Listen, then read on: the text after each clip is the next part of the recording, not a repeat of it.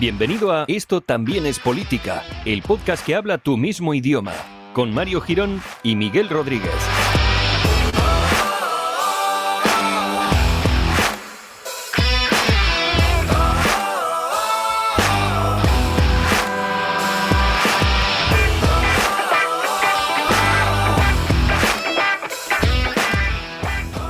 Hola Miguel, bienvenidos al episodio número 159 de Esto también es política, el podcast que maravillosamente y no sé muy bien cómo sigue llegando hasta tus orejos para contarte las mejores y las más apasionantes historias, mientras que la gente de YouTube estará disfrutando que Miguel está moviéndose y haciendo aspavientos en un movimiento raro hacia la parte de atrás de del sitio donde se encuentra sentado ahora mismo.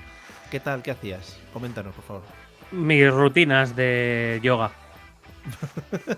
Está muy bien, hay que dejarla siempre para el último momentito, porque es además como te encuentras luego ya despejado y preparado para hablar de lo que haya que hablar. No, claro que ahora ya empieza el programa y yo ya tengo mis cuádriceps estiraditos. No Y todo un el poquito mundo de podrá limpieza decir de lo mismo. chakras. Limpieza de chakras podría ser. Sí, todo lo que es agujero de entrada o salida yo lo tengo muy limpio siempre, en general. Fenomenal. No quiero dejar pasar la oportunidad de empezar, y ya te lo he anunciado antes, con ese grito de viva la moción, viva Don Ramón, que creo que, Hombre. es historia ya de España. Sí, me ha gustado mucho, no sé en qué programa de radio lo he escuchado, que lo que le ha ocurrido a Sánchez más que una moción de censura ha sido una tamamada. No sé, a mí me ha gustado mucho el concepto. Yo estuve viendo ayer y subo la apuesta en el objetivo que estuvieron haciendo especial, porque objetivos especiales hacen muchos. El objetivo Eso te iba a especial decir, digo, aprovechan. pero hay objetivos normales, porque es que Claro, yo no los son conozco. todos especiales. Llaman a Pastor. Hoy objetivo especial de que Pablo Iglesias habla. Bueno, iba especial. Uh, Destacaban que a el señor Tamames le habían hecho o le habían dedicado una canción en la parodia nacional hace años, no te digo más. O sea, cuidado, Hostia, la parodia nacional lo había borrado completamente de mi memoria, ¿eh? cuidado. La parodia nacional. Y le habían, pues por lo visto, o sea, era una máquina de salir en programas de televisión en los 90. Aquel señor Tamames. Joder, qué suerte que no lo recuerdo. Claro. Pues eso son Que cositas que ya, que quedan ya en ahí. los 90, que en los 90 ya era viejo, o sea, quiero decir. Claro, claro. Sí, sí, es de esos señores que siempre recuerdas mayor. O sea, Sí, sí. siempre viejo. O sea, nació viejo. Pobre hombre, Bueno, ¿qué vamos a hacer? pues hombre, eso que se ahorró también. Bueno, por lo menos ha aguantado lo que es el debate de la moción de censura, que había puestas ya a que no lo conseguía. O sea, que fíjate. Sí, sí, estaba en las necroapuestas, estaba ahí arribita. Qué bonito, joder, qué bonito. Qué bonito que se hagan estas cosas en la política española. Y yo ya para cerrar un poco el tema, que Santiago Abascal haya dicho que cuidado que no vayan a por la tercera. Que se lo están pensando. Pero no les da tiempo, ¿no? Bueno, si se Bueno, pone la sí, semana que viene, si a se lo mejor ponen ya, la tercera a lo mejor es... ¿cómo era el grito de esta? Viva la moción, viva. viva Don Ramón. A lo mejor la tercera es el grito de se sienten coño, ¿eh? Cuidado con ese tema. Pero, joder, y ojalá, yo que sé, que elijan a gente súper random ya, no sé, al rey emérito, por ejemplo, para que Joder, vuelva. me encantaría una moción de censura y de candidata a Ana Rosa Quintana. Me encantaría. A Pocholo, a Joder, Pocholo. joder, pocholo.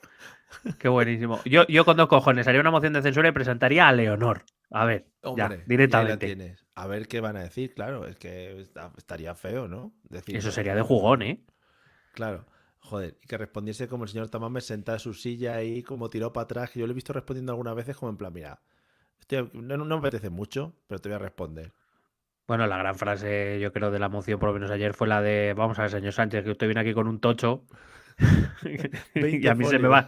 se me va la vida, ¿sabes? Claro, Es dice, que claro que usted es joven, pero yo es que, mire, tengo un poco los segundos contados, ya no a mí los días. ya me va pidiendo el cuerpo tierra, ¿sabes? Que ya... Bueno, pues después de estas faltas gratuitas, bienvenidos a todos. Era algo que teníamos que hablar ahora al principio, porque está siendo ahora noticia de actualidad y nosotros siempre vamos al minuto de la actualidad y siempre vamos llevando un poco el candelabro por encima de todo. Vamos a sacar, yo creo, encuesta en Twitter a ver si la gente quiere que hablemos de la moción de censura o para qué, a lo mejor. Claro, ¿para qué? Es que la verdad que ha sido un planta. Es que ha sido un poco theater. Está muy bien. El audio ese que te he puesto, hay un audio de la despedida de Vox. Están todos como enfrente de donde hablan, de ¿cómo se llama? El sitio donde se suben a El, hablar. La el cosa, ¿no? estrado, a lo Sí, el mejor. El estrado. atril. La, la movida lo llamaría yo. Bueno, Sí. pues están todos ahí enfrente y les habla una persona desde arriba, desde las tribunas donde se sienta el público invitado, y es el Ujú. que le dice: viva Don Ramón, viva España, joder, me cago en... Ahí vamos a tope y... Hombre, es un momento emocionante, un momento de gallina de piel. Al final, Sí, fracasar de manera tan estrepitosa nos hace todos los días. supongo que luego se irán a los toros para celebrarlo. Hombre, primero un Eh, vinito. un buen vino y un puraco, ¿no? Bien ahí en un bar, aunque no te dejen. No, no, No, no. nosotros seguimos fumando en los bares. Sí, Somos sí. los auténticos españoles, fuman en los bares todavía. Joder, qué tiempos. Sí. En fin, con esto yo creo que queda cerrado nuestro comentario sobre la moción de censura. Si lanzamos algo en Twitter, puede ser que os hagamos caso, puede ser que no. O sea, ahí la cosa está, ¿sabes? Tampoco es, no es vinculante. O sea, No, no, es no, es una, como los referéndums en España, que no como son los vinculantes. referéndums, no son para nada vinculantes, luego vamos a hacer lo que nos salga el pirri. O sea que nada, hoy si pensabais que íbamos a hablar de la moción de censura, pues no, os lleváis esa decepción para casa. Si pensabais que íbamos a hablar de los últimos movimientos de Putin y por ahí sus aliados, no. Hombre, vamos a hablar en principio de uno de sus aliados, por ahí anda la cosa, Con el que está reunido esta semana, con el que concretamente. está en una reunión. Y bueno, pues eso, pues volvemos a nuestro tema de China para poder un poco seguir el hilo con lo que lo dejamos en el episodio pasado, para no dejar a la gente tampoco ahí con la inquina, ¿no? Que dice, joder, que ahora me dejan a mitad con China, luego vienen con tal. Nosotros no queremos que tengáis ansiedad en vuestras vidas, queremos mantener un ciclo vital tranquilo, normal, y que vosotros, bueno, pues vayáis al trabajo pues lo más cómodo posible, nuestro objetivo. Especial edición, especial Tengo, edición tengo del que, objeto. tengo que decir algo a esto. No, A no, mí es digo, que por si querías... me ha parecido Vale.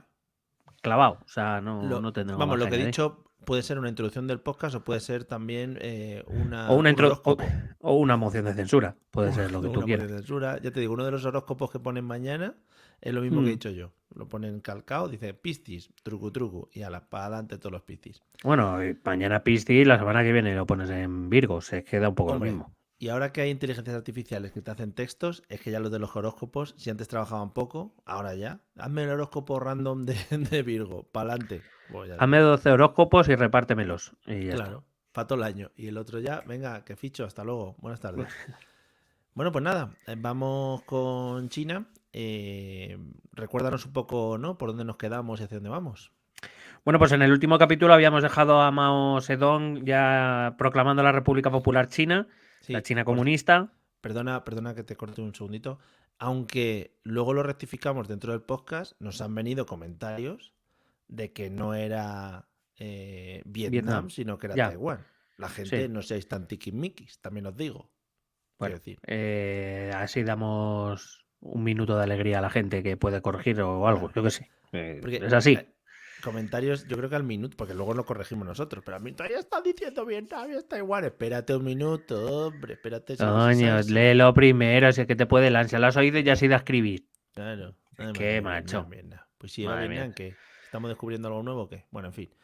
Mao. Bueno, pues Mao, que ha proclamado el gobierno de la República Popular China, y al gobierno nacionalista republicano, que efectivamente se ha instalado en la isla de Taiwán, Yes. que va a recibir esa ayuda estadounidense y que se resiste a formar parte de la nueva China maoísta. Cuando Mao alcanzó el poder, China debía transitar desde de ese estado semifeudal y semicolonial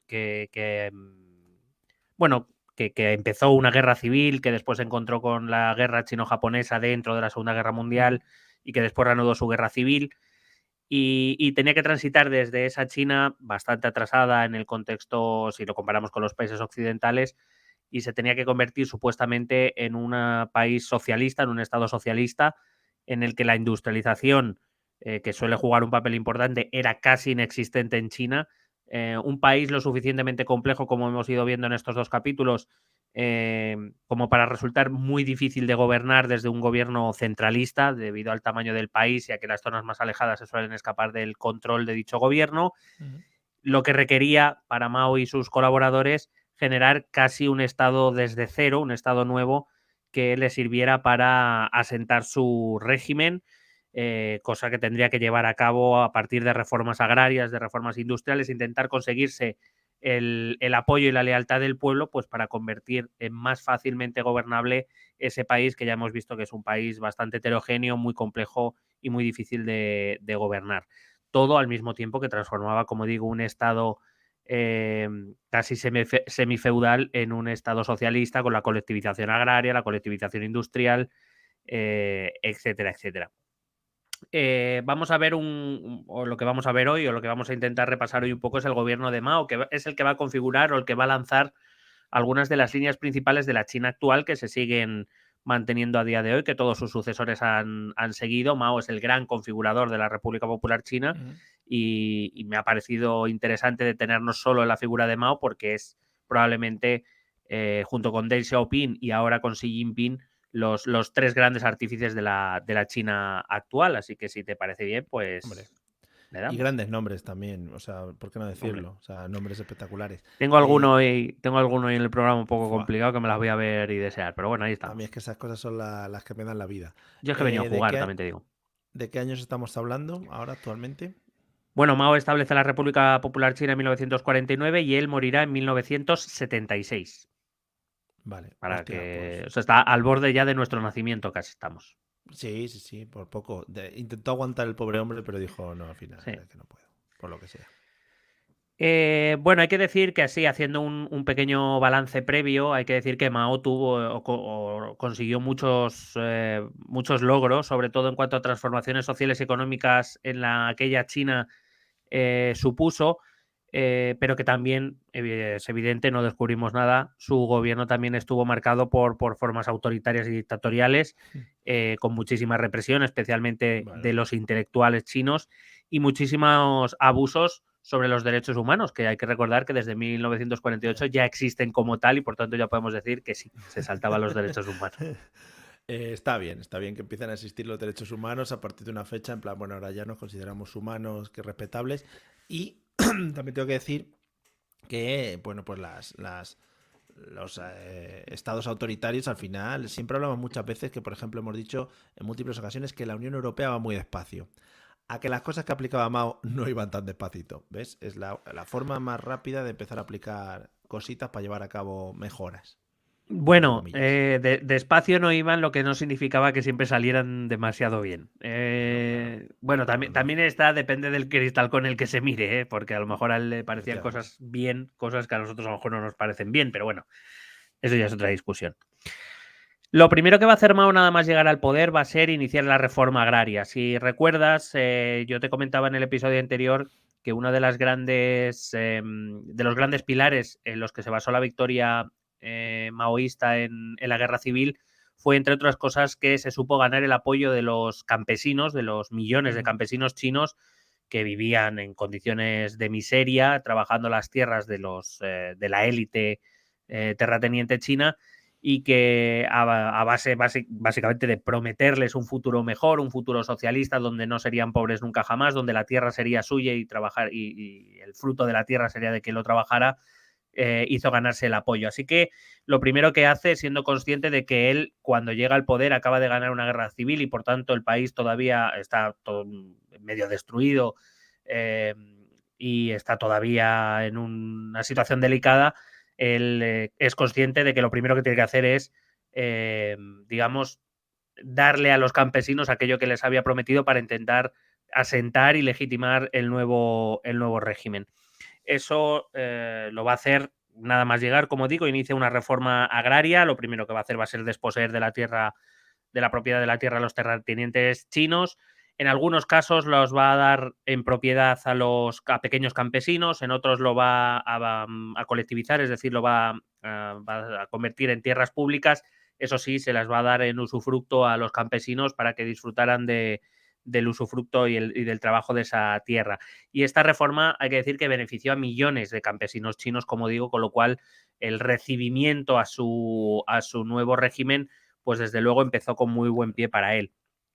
Hay que decir que en general Mao organizó a todos estos campesinos en modo de brigadas cooperativas, casi como si hablásemos de las cooperativas actuales, brigadas de apoyo mutuo, que es como los llamaba, con cuotas de producción que tenían que entregar al Estado y que el resto quedaba en manos de los campesinos, que incluso si la cosecha era bastante buena, incluso podían vender parte de ella para conseguir una mejora económica y por tanto una mejora en sus niveles de vida. Por otro lado, los terratenientes, por supuesto, fueron sometidos a persecución, a juicios públicos, se les acusaba de explotar a los campesinos, muchos de ellos recibieron pena de prisión y algunos, incluso por lo que sea, recibieron pena de muerte.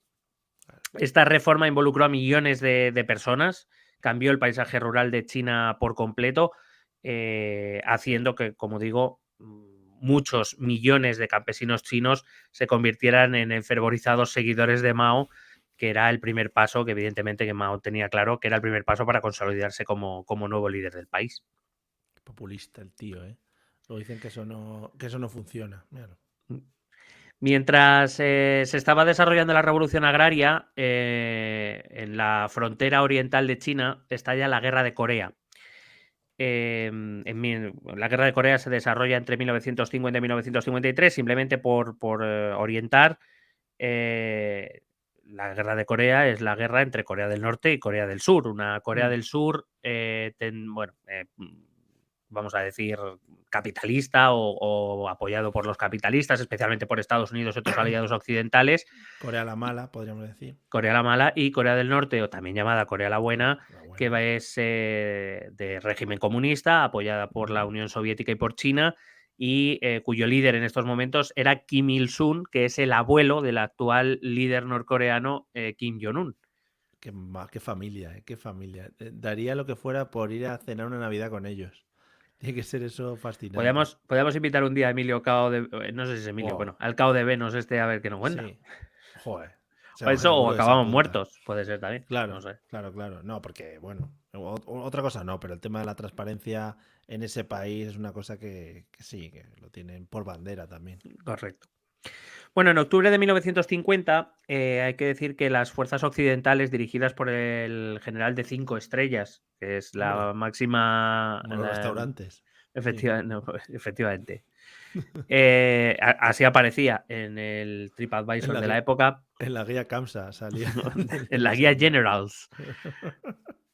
Decía que el general de 5 estrellas Douglas MacArthur, digamos, es la máxima, el máximo rango ese que hay. Puto nombre, ¿a qué te vas a dedicar, macho? Si eres Douglas MacArthur, hombre, claro, es el que general de no 5 puede estrellas. no puede ser otra cosa. Hay que decir que Douglas MacArthur había sido el jefe supremo del bando aliado en el frente del Pacífico durante la Segunda Guerra Mundial, es decir, era un tipo además con experiencia, vamos a dejarla ahí. Con decoraciones y todo. Era le faltaba, efectivamente, le faltaba pecho para tanta medalla. Hombre.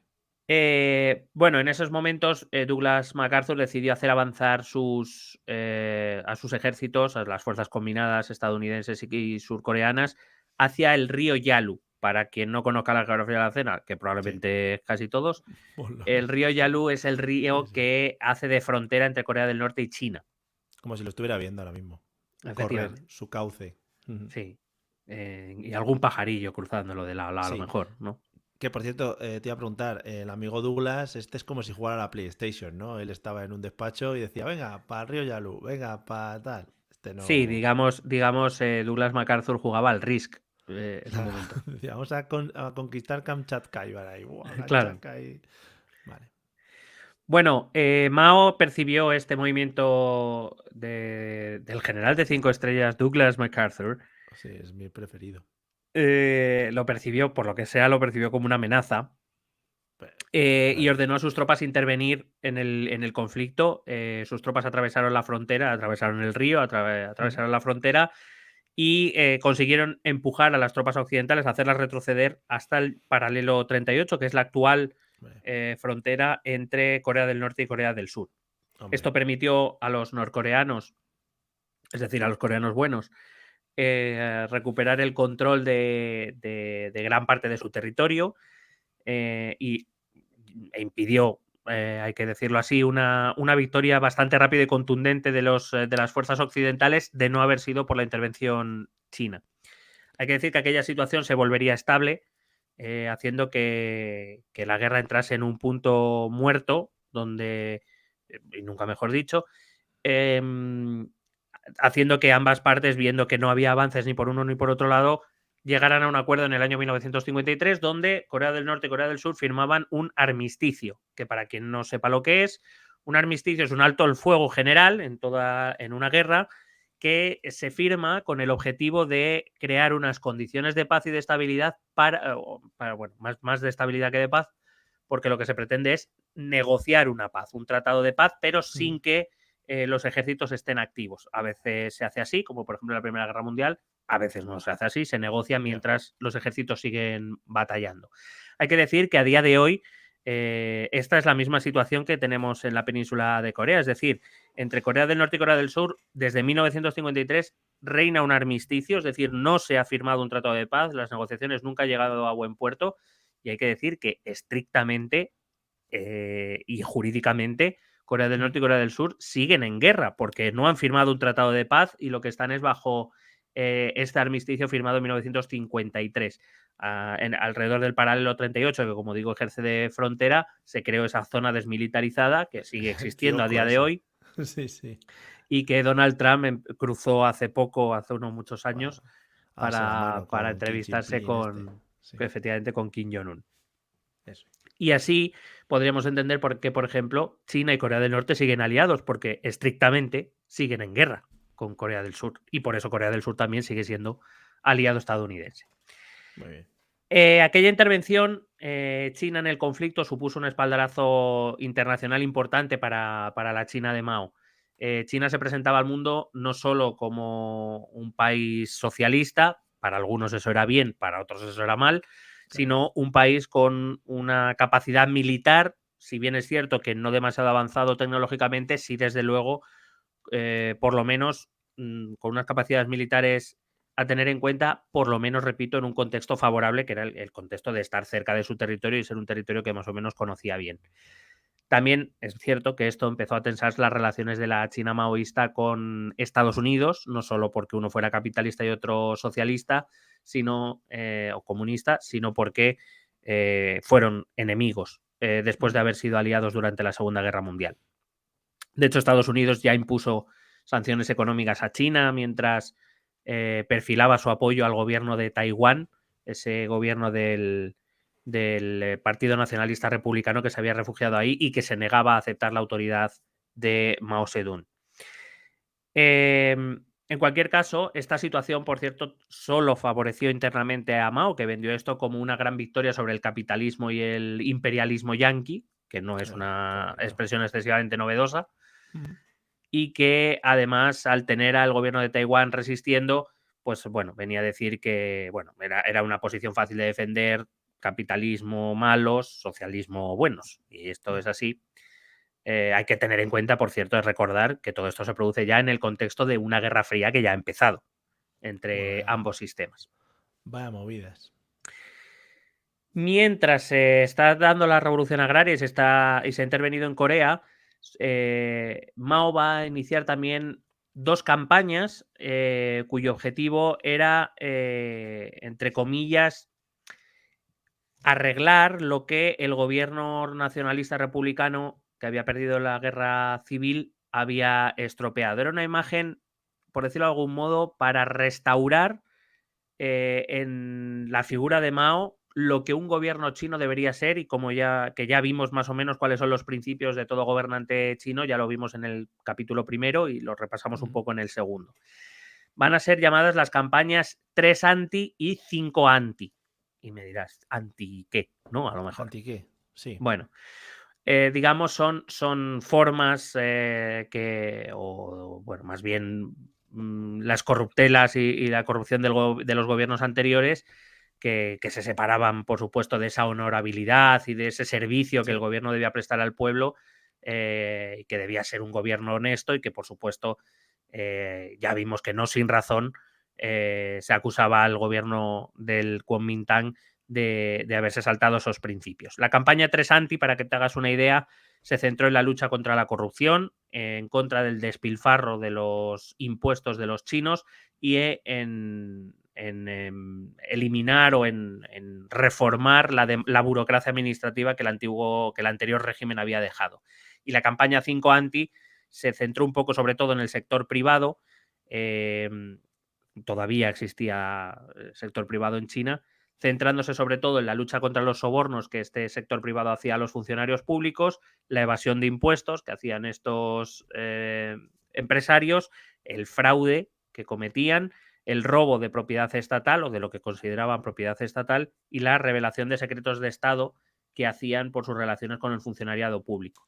Es decir, vienen a ser dos campañas que las podríamos englobar en una campaña de, entre comillas, transparencia, y vamos a ponerlo esto entre comillas porque, claro, evidentemente es una campaña de marketing, para que no nos vamos a engañar, porque eso no significara que durante el gobierno de Mao no hubiera corrupción o no hubiera intercambio de favores entre determinados sectores de las élites chinas, porque sí, por mucho que el comunismo hablara de una sociedad sin clases y todos somos iguales, en todos los sistemas siempre hay élites que difícilmente abandonan el poder, sea cual sea este su origen. Una preguntita. No sé si, bueno, supongo que sí, porque siempre se ha hablado mucho de el aislamiento de este tipo de estados, pues como por ejemplo Corea del Norte o China y tal. Supongo que esto también, el aislarse un poquito del exterior y de lo que pasa internacionalmente fuera, supongo que también es una forma de control que tiene el gobierno para que la población entre un poco por lo que ellos proponen o por lo que ellos exigen, ¿no? Bueno, en todos los regímenes autoritarios siempre hay varias cosas que se hacen, que se repitan, da igual el signo político o la ideología que haya detrás. Una de ellas, evidentemente, es el control de la información. Y de hecho lo sigue haciendo la China actual, donde sabes que hay páginas de Internet digamos, zonas de Internet que están vetadas en China. Nuestro podcast, seguramente. Nuestro podcast no, nuestro podcast es escuchado diariamente por Xi Jinping. Se lo traducen en la orejita, se lo susurran. Sí, joder, muy bonito. Decía que, claro, el control de la información es importante y cuanto más aislado se esté del exterior, es decir, en el sentido de cuantas menos capacidad tenga la población de poder informarse a través de otros medios que no dirija el propio régimen, pues claro, más burbuja se crea en torno a esa población que tiende más a creerse o a vivir una realidad, la realidad que ese régimen le ha creado, claro. Pero sí, evidentemente, aparte en esta época, los medios de comunicación de masas y demás en China están absolutamente controlados por el Estado, que era lo mismo que estaba haciendo la Unión Soviética con el Pravda, por ejemplo, teniendo en cuenta que Mao se va a fijar en muchas cosas de la Unión Soviética para crear su China comunista, pues claro, la información está controlada claramente desde el gobierno. Bueno, hay que decir que estas campañas que te acabo de comentar necesitaron y Mao así lo pidió públicamente, la participación de millones de ciudadanos porque el gobierno y los cuadros del Partido Comunista Chino lo que pedían era colaboración de los campesinos y de los trabajadores chinos para denunciar a todos aquellos que se estuvieran comportando mal, se estuvieran aprovechando de las instituciones chinas, de los impuestos de los chinos, etcétera, para poder descubrirles, juzgarles y condenarles en caso de que ese juicio, que por lo que sea no tenía muchas Eso sí que digamos, garantías, claro, no tenía muchas garantías, pues por lo que sea saliera culpable. Evidentemente no hace falta pensar mucho para llegar a la conclusión de que estas campañas acabarán siendo auténticas cazas de brujas, excusas perfectas, no solo ya para venganzas políticas o para que el Partido Comunista Chino se quitara de en medio a posibles disidentes, sino incluso para venganzas personales o familiares que bueno, pues se aprovecha la circunstancia y ya, pues eso que te llevas. Mao, por supuesto, ordenó que todos los sospechosos fueran detenidos, que fueran enjuiciados en público y que recibieran duros e infamantes castigos corporales para, entre comillas, también educar a las masas sobre el comportamiento que se esperaba de ellos. Recuerda que en los principios que vimos en el primer capítulo se supone que al buen gobernante el pueblo le debe corresponder con su lealtad y con su honestidad. Con eso estaba diciendo Mao, yo os limpio esto, pero vosotros debéis comportaros y debéis respetar y mantener lealtad a este nuevo gobierno. Evidentemente, los seguidores de Mao y aquellos que habían mejorado su situación con la llegada del nuevo régimen, especialmente muchas capas populares, no lo van a ver así. Ellos creen que se está haciendo justicia, que por fin alguien está mirando por ellos y por supuesto no hace falta que Mao les diga que tienen que ser leales. De hecho, en ese Entonces, momento van a tope con él. Lo que pasa entonces es que, no es un sentimiento de miedo en este caso, es decir, es algo que ellos creen que es su obligación. claro, para esos que llevaban generaciones malviviendo en la China imperial y en la China republicana, eh, digamos, claro, ellos eran los que pensaban, bueno, a mí esto no me va a pasar nunca porque yo he sido un buen ciudadano, porque yo voy a ser un buen ciudadano y porque por fin un gobierno está mirando por mí, por supuesto que le voy a ser leal. Sin entender que realmente lo que estaba diciendo era que mañana, como te desvíes un poco del camino, te va a pasar a ti también. Ya. Pero claro, en eso está, en conseguir, entre comillas, como te decía antes, educar a la población china Mm. sin que ellos sean conscientes de que ese es el objetivo y no tanto eliminar a unos rebeldes que no tenían fuerza en el país para hacer nada contra Mao. Ya. Ni que decir tiene que muchas personas inocentes fueron perseguidas, enjuiciadas y castigadas de manera injusta. Algunas de ellas nos han llegado fuentes que nos hablan de suicidios, porque no es solo que recibieras una pena infamante en público, como pudieran ser unos golpes, es que automáticamente te convertías en un paria, en el sospechoso que no iba a poder ya abandonar esa situación y cuya única Claro. salida era marcharse del país, no, porque no podían. Así que en muchos casos, pues aceptar que te convertías en lo más bajo de la sociedad o, en el peor de los casos, como digo, el suicidio. Otros acabarán asesinados, otros acabarán, si tenían suerte, encarcelados. eh, y es un momento, por cierto, también muchos empresarios van a ser perseguidos y sus empresas pasarán a formar parte del Estado, dejarán de ser privadas, se les requisará y digamos, pues en ese proceso de colectivización que Mao inicia en estos años. Eso, otra cosa que te iba a decir, el tema de lo que hablabas antes de salir del país, ¿qué sentido tiene no dar a la gente la posibilidad o la capacidad de salir al extranjero, o de emigrar o lo que sea? No sé. ¿Es para mantener un núcleo fuerte de personas o no sé? Es que no sé.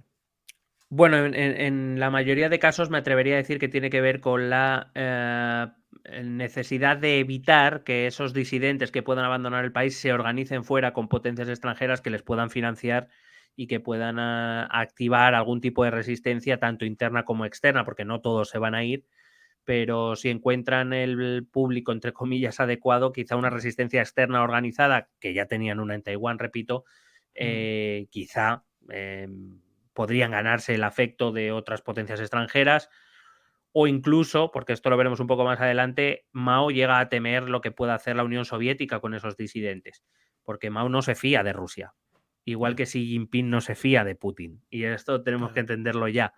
Mm. A efectos prácticos, y lo hemos dicho también cuando hemos hablado de la guerra de Ucrania y cuando hemos hablado de otros capítulos de contexto internacional, China y Rusia son rivales geográficamente y geopolíticamente. China aspira desde hace mucho tiempo a ocupar el lugar de Rusia. La China de Mao no tenía la capacidad, entre otras cosas, porque llega tarde a la carrera nuclear y porque tiene poca capacidad para desarrollar ese armamento nuclear. A día de hoy, si hablamos de armamento nuclear, Rusia tiene muchísimas ojivas más que China. Hombre, mucha ojiva hay ahí, sí. Pero no nos engañemos, China claro que aspira a ocupar el puesto de Estados Unidos como potencia hegemónica mundial, pero su primer paso es, y yo creo que ahora ya Xi Jinping sí que está dando pasos firmes en ese sentido, su primer paso es arrodillar a Rusia y no a Estados Unidos. De momento, Ya. tener a Estados Unidos ahí a China le favorece en el sentido de que aglutina a su población, aglutina a, a ese cierto nacionalismo, que por mucho que sean comunistas, comparten ese cierto nacionalismo chino, aglutina a la población con un enemigo común. Pero el rival ahora mismo para China es Rusia claramente y está aprovechando la cagada de Ucrania para intentar arrodillarle, para intentar someterla y dejar claro que de los dos el fuerte es China, no es Rusia.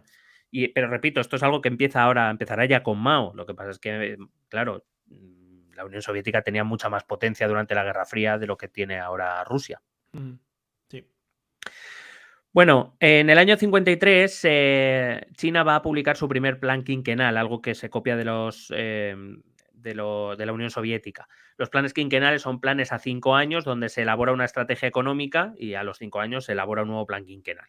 Dado que la economía comunista es una economía planificada desde el Estado, esta es la manera habitual de hacerlo. Generamos un plan, una estrategia a 5 años que pasados esos 5 años pues revisaremos, propondremos nuevos objetivos o revisitaremos los que tenemos y no hemos conseguido en este plan quinquenal. Claro, también al ser un régimen autoritario se lo pueden permitir, ¿no? Porque como saben que dentro de 5 años van a seguir, pues dicen, mira, vamos a tirar a la larga. Bueno, sí, efectivamente no se juegan el puesto en las elecciones, aunque también diría que las democracias no estaría mal llevar o por lo menos desarrollar planes un poco más a medio plazo Venga. y no a 3 meses vista. Ahí.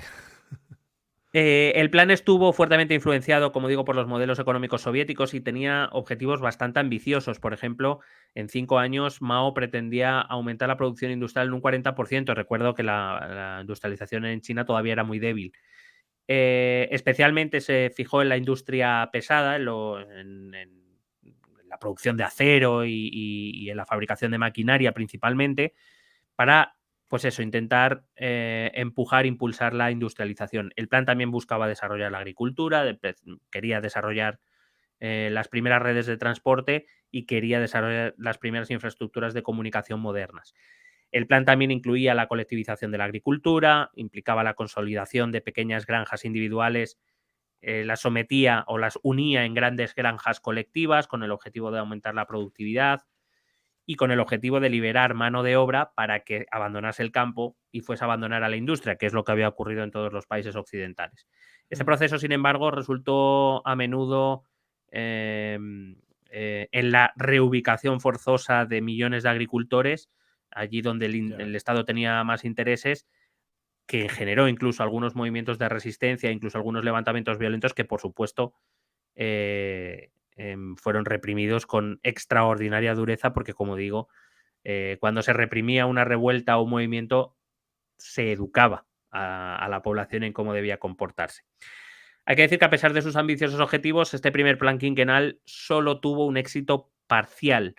Si bien es verdad que la producción industrial aumentó significativamente, la agricultura sufrió porque, como he dicho, se puso mucho énfasis en la industria, se llevaron a muchos campesinos que abandonaron el campo para trabajar en esas industrias nacientes y al quitar manos al campo, bueno, pues lo que sucede es que lo que sufre es la producción de alimentos y de hecho se produjeron algunas hambrunas en algunas regiones de manera bastante generalizada. También es verdad que China en estos momentos tiene escasez de mano de obra cualificada, es decir, le falta conocimiento en líneas generales para poder avanzar más rápido en su industrialización. También le faltan recursos, todavía no tiene la tecnología para explotarlos, Claro. tienen ineficiencias burocráticas, Mao todavía no ha podido desarrollar una administración eficaz y recuerdo que, como en todo sistema, también había corrupción que ralentizaba este tipo de cosas. En este contexto, Mao va a lanzar la llamada campaña de las 100 flores. Oh, qué bonito. ¿Verdad? Es un movimiento que fue lanzado por Mao una campaña que fue lanzada por Mao en 1956, que tenía como objetivo fomentar el debate público y que, digamos, abría la puerta a la crítica pública a la política del Partido Comunista Chino y al gobierno chino. Así es más fácil pillar a la gente también, porque si lo dicen en público ya, pues ahí a tope con ello. Porque Mao decía, no creo que lo pensara, pero decía que permitir cierto grado de crítica ayudaría al Partido Comunista Chino a mejorar su gobierno y además a ganarse el apoyo que quizá más le faltaba, que era el apoyo de los intelectuales y de otros grupos que habían sido críticos con el gobierno de Mao desde su llegada. Recuerdo que ya en estas épocas Mao ya llevaba 7 años y por lo que se había ganado todas las elecciones. ¿Tú crees que, sí, bueno, ¿tú crees que por detrás, mientras cenaba, viendo, bueno, hablando allí con su familia o lo que sea, decía críticas por mis cojones, las críticas? ¿O las críticas me las paso yo por aquí, por el forro? Pues te lo cuento. La campaña recibió inicialmente una respuesta muy, muy positiva, con muchos intelectuales y escritores que criticaron abiertamente las políticas del Partido Comunista Chino y que pedían sobre todo una mayor libertad de expresión. Quizá fue de entre todas las peticiones, que fueron muchas, quizá la mayor crítica era esa, la falta de libertad de expresión. Efectivamente, no sé en qué momento pensaron que invitarte a hablar en público y a criticar al gobierno no era una trampa, por lo que sea, porque evidentemente la campaña muy pronto se volvió más oscura a medida que Mao pues, se volvió cada vez más intolerante con las críticas y lanzó una represión política contra todos aquellos que se habían pronunciado públicamente. Un año después, Mao declaraba el final de esta campaña y lanzó una purga brutal contra quienes se habían pronunciado, como digo, durante la campaña, sobre todo intelectuales, escritores y otros disidentes que bueno, muchos fueron arrestados y sometidos a un trato brutal, incluida la tortura o el encarcelamiento, muchos otros ni siquiera sobrevivieron. La campaña, la verdad es que marcó un punto de inflexión significativo en la historia de China porque es, digamos, la gran purga de la intelectualidad china. Algo que quizá sí que había distinguido a la China imperial era esa élite cultural, esa filosofía que provenía del taoísmo, que provenía de Confucio, que provenía incluso y que había sido impulsada por el budismo. De repente la China comunista se quedaba vacía de intelectuales porque, vamos, se quedaban los que comulgaban con el régimen, claro, los que no, pues habían sido pasados por la piedra. Y esto, aunque la campaña como tal acaba en 1957 o se da por acabada en 1957, condujo a un clima de miedo y represión que duró y sigue durando a día de hoy. Porque, bueno, dejó claro cómo iban a actuar los gobiernos, no solo de Mao, sino los que vinieron después, ante los críticos y ante los que ellos entendían que eran disidentes.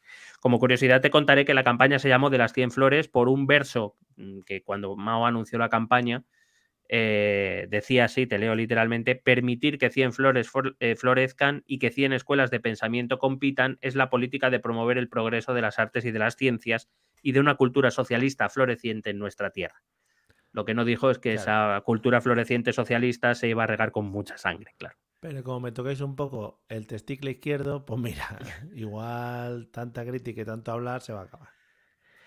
Claro, como digo, al acabar la campaña de las 100 flores se inició lo que él llamó, lo que se ha venido a conocer como la campaña antiderechista, que era la persecución y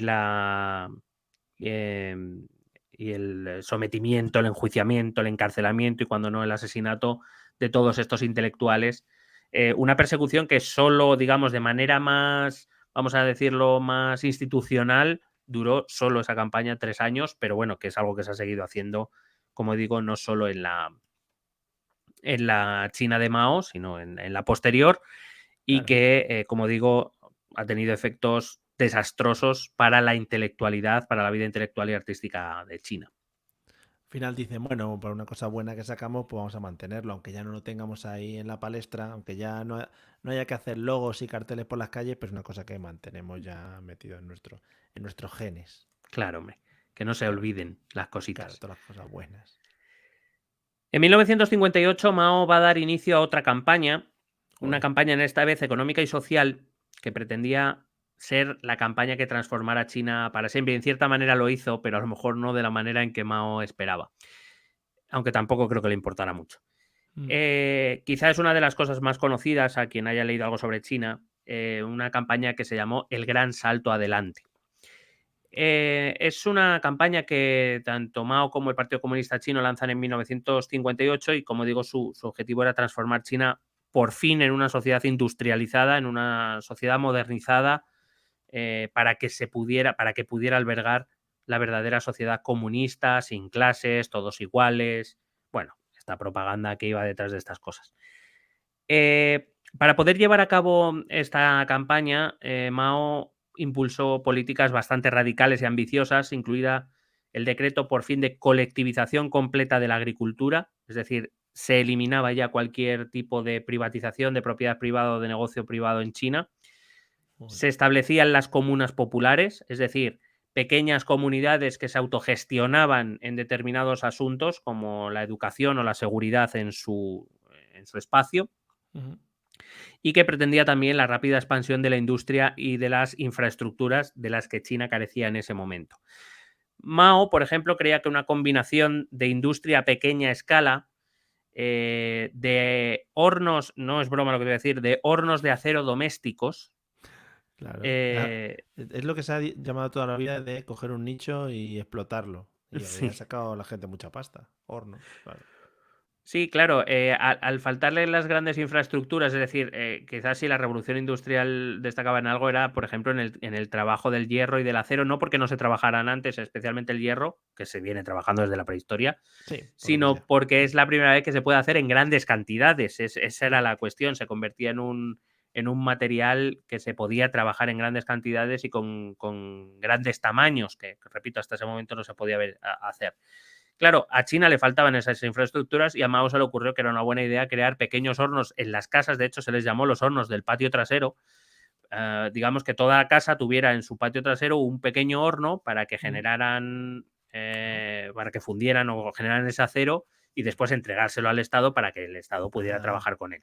Por lo que sea, creí, spoiler, no salió bien. vale, creí, perdón, que se iban a dedicar a la industria del horno. Es decir, que y China iba a ser el exportador mundial de hornos caseros. Y no, grandes industrias no, nosotros nos vamos a dedicar solo a la creación de pequeños hornos. Está guay porque, mira, así empezó la minería del Bitcoin y mira cómo estamos ahora. Cada uno podía minar sus Bitcoins, por lo que sea, No, no.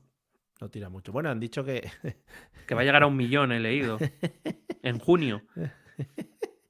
Sí, me he pillado ya un par. Me he pillado ya un par de miles de bitcoins, Pero por para, si para el, acaso. para el podcast. O sea, También, yo también, hombre. también. Sí. Hombre, Ah, si yo pillo un millón, perfecto. si yo pillo un millón, tú pillas algo, claro. Sí, sí. Hombre, bueno, Sí. que sea una copichuela. Lo que tú quieras. Bueno, el objetivo del gran salto adelante, otro de los objetivos del gran salto adelante para Mao era hacer que China tuviera una economía autosuficiente, es decir, que no dependiera ni de tecnología ni de importaciones desde el exterior. Y esto, repito, incluía a una Unión Soviética. Uno de los grandes miedos de Mao era que la Unión Soviética controlara a China por la economía. Hmm. Eh, pues no sé por qué. A lo mejor China aprendió de eso y dijo, que podemos controlar a países por la economía, vamos allá. ¿Tenía muchas dependencias exteriores en cuanto a necesidad de importaciones y cosas de este estilo? Bueno, en cierta manera, todos los países que inician su industrialización tarde requieren de capitales, de tecnología y de conocimientos que no tienen en ese momento y que tienen Claro. que traer de los países que ya sí que están inmersos o que ya han pasado esos procesos industrializadores. En este caso, China va a recibir mucha colaboración pagada, se Sí, entiende, claro, claro. de la Unión Soviética, pero el objetivo de Mao es conseguir que su economía funcionara de tal manera que en un momento dado Mao le pudiera decir a la Unión Soviética hasta aquí.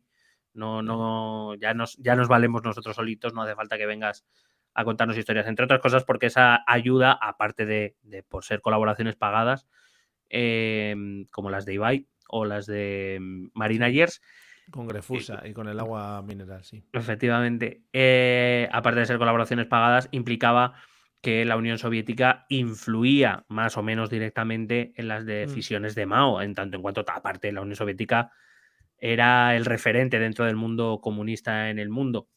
Hombre, Y Mao lo que quería era rivalizar en ese liderazgo, pero entendía que primero había que agachar la cabeza, conseguir ese objetivo de hacer avanzar, a dar ese salto adelante del que hablaba la campaña, para poder empezar a tratar a la Unión Soviética de tú a tú y no como una gran potencia y una potencia menor. ¿qué te iba a decir? También el tema de generar tantas campañas y tanto nombre y tanto tal, es un poco puro marketing, ¿no? Para poder hacer un poco las cosas que les da la gana o lo que creen que es necesario. Bueno, pero si te das cuenta, no es algo tan diferente de lo que se hace incluso en los países democráticos. Por ejemplo, aquí donde cada ley tiene como su nombre o tiene su referente. Sí. En cierta manera, sí, claro, tiene algo de marketing, pero porque entre otras cosas lo que se pretende es que la población identifique las acciones de su gobierno o de un partido político o de lo que sea. Evidentemente, con esto no estoy diciendo que por ejemplo, la ley del sí es sí o la ley del matrimonio homosexual en su momento, etcétera, Ujú. sino simplemente es crear una imagen en la población, por supuesto, una imagen positiva, es lo que se pretende. Al final, Claro. fíjate que nadie ha llamado a la ley del sí es sí la ley que reduce las penas a algunos violadores, por lo que sea. No la han Claro. llamado así porque en lo que se pretende es otra cosa. Pero a ver, por ejemplo, la ley del matrimonio homosexual tampoco le pusieron mucha fantasía. O sea, que te digo, depende un poco, ¿no? De quién las nombre. Es un poco como los policías cuando nombran los casos y a lo que se enfrentan. Claro, Sí, sí. claro, que evidentemente, vamos a ver, una campaña de un gobierno oriental siempre tiene más poesía que algo en un gobierno Claro, occidental. Que decir, el gobierno occidental, por ejemplo, después de la Segunda Guerra Mundial se llevó a cabo el Plan Marshall. ¿Por qué? Porque el claro, ministro se llamaba Marshall. Bueno, claro. pues muy gracioso no es. Ahora aquí habla de la campaña de las 100 flores mientras se carga Eso a es millones bonito. de chinos. O sea, Eso es muy bonito. tiene más romanticismo, ¿no? Más Muy poesía. poético, sí, efectivamente. Vale. Bueno, como digo, el gobierno con este gran salto, con esta campaña del gran salto adelante, pues llevó a cabo medidas o tomó a cabo medidas bastante radicales. Por ejemplo, esas comunas a gran escala de las que te hablaba, Ujú. lo que hizo el gobierno fue fusionar muchas pequeñas comunas locales en una comuna muy grande. O sea, quiero decir, cada una en su espacio, me refiero. Cogía muchas, las fundía en uno y supuestamente allí trabajarían y vivirían grandes grupos de personas que cooperarían entre sí, que harían pues de esas tierras o de esas fábricas algo más productivo, que se ayudarían generando esa utopía socialista, esa utopía comunista y que se gestionarían ellos mismos, pues eso, aparte de la parte económica, pues también la educación, la atención médica o lo que necesitasen, creando esos grupos autónomos que se autogestionaban. Claro, el objetivo de esta política era aumentar, como digo, la eficiencia y la productividad mediante la puesta en común de recursos y de mano de obra, pero claro, las comunas, incluso aunque fueran más grandes, no podían manejar determinadas cosas de la economía y sobre todo porque necesitaban, o digamos porque a esas comunas se les imponía una cuota, por ejemplo, de trigo o de cereal o de lo que fuera que tenían que Ya, entregar al gobierno y pobrecita la comuna que no llegara a esa cuota, claro. claro. Sí, sí. Em, como parte de este gran salto adelante, Mao promovió la rápida industrialización del campo, es decir, la mecanización del campo, empezó a traer tecnología, como digo, sobre todo soviética, porque lo que quería era quitar agricultores y mandarlos a la industria. Era su obsesión. Claro, el problema es que, bueno, pues fue por lo que hizo que toda la gente tuviera en el patio de atrás ese famoso horno del que te he Hombre, hablado ese antes bueno no hay. porque Finalmente Mao había. creía que la producción de acero a pequeña escala en áreas rurales podría ayudar a impulsar la producción de acero a nivel global Claro. y que eso es lo que ayudaría a China a, a- a industrializarse. Lo que pasa es que em, esa campaña, llamado, como te digo, de los hornos del patio trasero, en las aldeas, pues lo que generaba en el mejor de los casos era un acero malo. O sea, en el mejor de los casos era malo. Lo normal era que fuera inservible en general. La gente iba ahí, mira, hoy he producido este pequeño poquito de acero. Ay, madre mía, claro, señora. Claro, estamos hablando de hornos domésticos construidos por los propios aldeanos, a menudo mal construidos, evidentemente, con ninguna función industrial Ya, que requiere de mucha precisión a la hora de precisión, sí. construir. eh, Evidentemente, como digo, hornos muy ineficientes. Muchos trabajadores agrícolas, como te digo, se vieron obligados a abandonar su trabajo en el campo para centrarse en esa producción de acero, pero que esto además nos lo tomamos a risa porque es un poco de reírse, pero no es tanto en el sentido de que, claro, que tantas manos dejaran de trabajar en el campo, lo que produjo fue una enorme y drástica reducción en la producción de alimentos que llevó a hambrunas terribles en China además de otros problemas que causó y que en cierto modo se siguen arrastrando, como por ejemplo la deforestación que se lleva a cabo en varias regiones de China o en la erosión del suelo, la destrucción del suelo que se volvió improductivo, que son impactos que siguen durando a día de hoy en China. Em, Hay que decir que hubo varias razones por las que fracasaron las políticas del gran salto adelante. La primera es la sobreestimación de los rendimientos agrícolas. Para decirlo mal, lo voy a decir mal, lo digo para, señor, si alguien quiere que pare ahora y ya vaya a escribir a iVoox Sí, para quejarse, que lo hice mal. pero lo voy a decir mal, pero para que lo entendamos. Mao y su gobierno creyeron que metiendo 3 tractores y 2 cosechadoras, la producción agrícola se iba a mantener, incluso iba a crecer, Claro, olvidándose de que todavía la agricultura china era muy tradicional. Todavía no habían, quiero decir, meter 3 tractores no sirve de nada si no introduces otras cosas como abonos, como fertilizantes o como otras cosas que vinieron con la revolución industrial.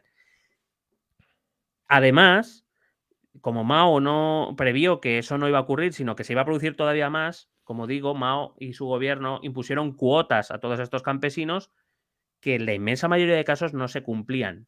Pero nadie le decía la verdad a Mao ni a su gobierno. Todo el mundo decía que cumplía las cuotas, pero Ya. porque tenían miedo de que si no cumplía Mm. las cuotas el castigo iba a ser grande. Y claro, como el gobierno de Mao decían que todo iba fenomenal, Mao seguía vendiendo cereales a medio mundo asiático, Muy bien.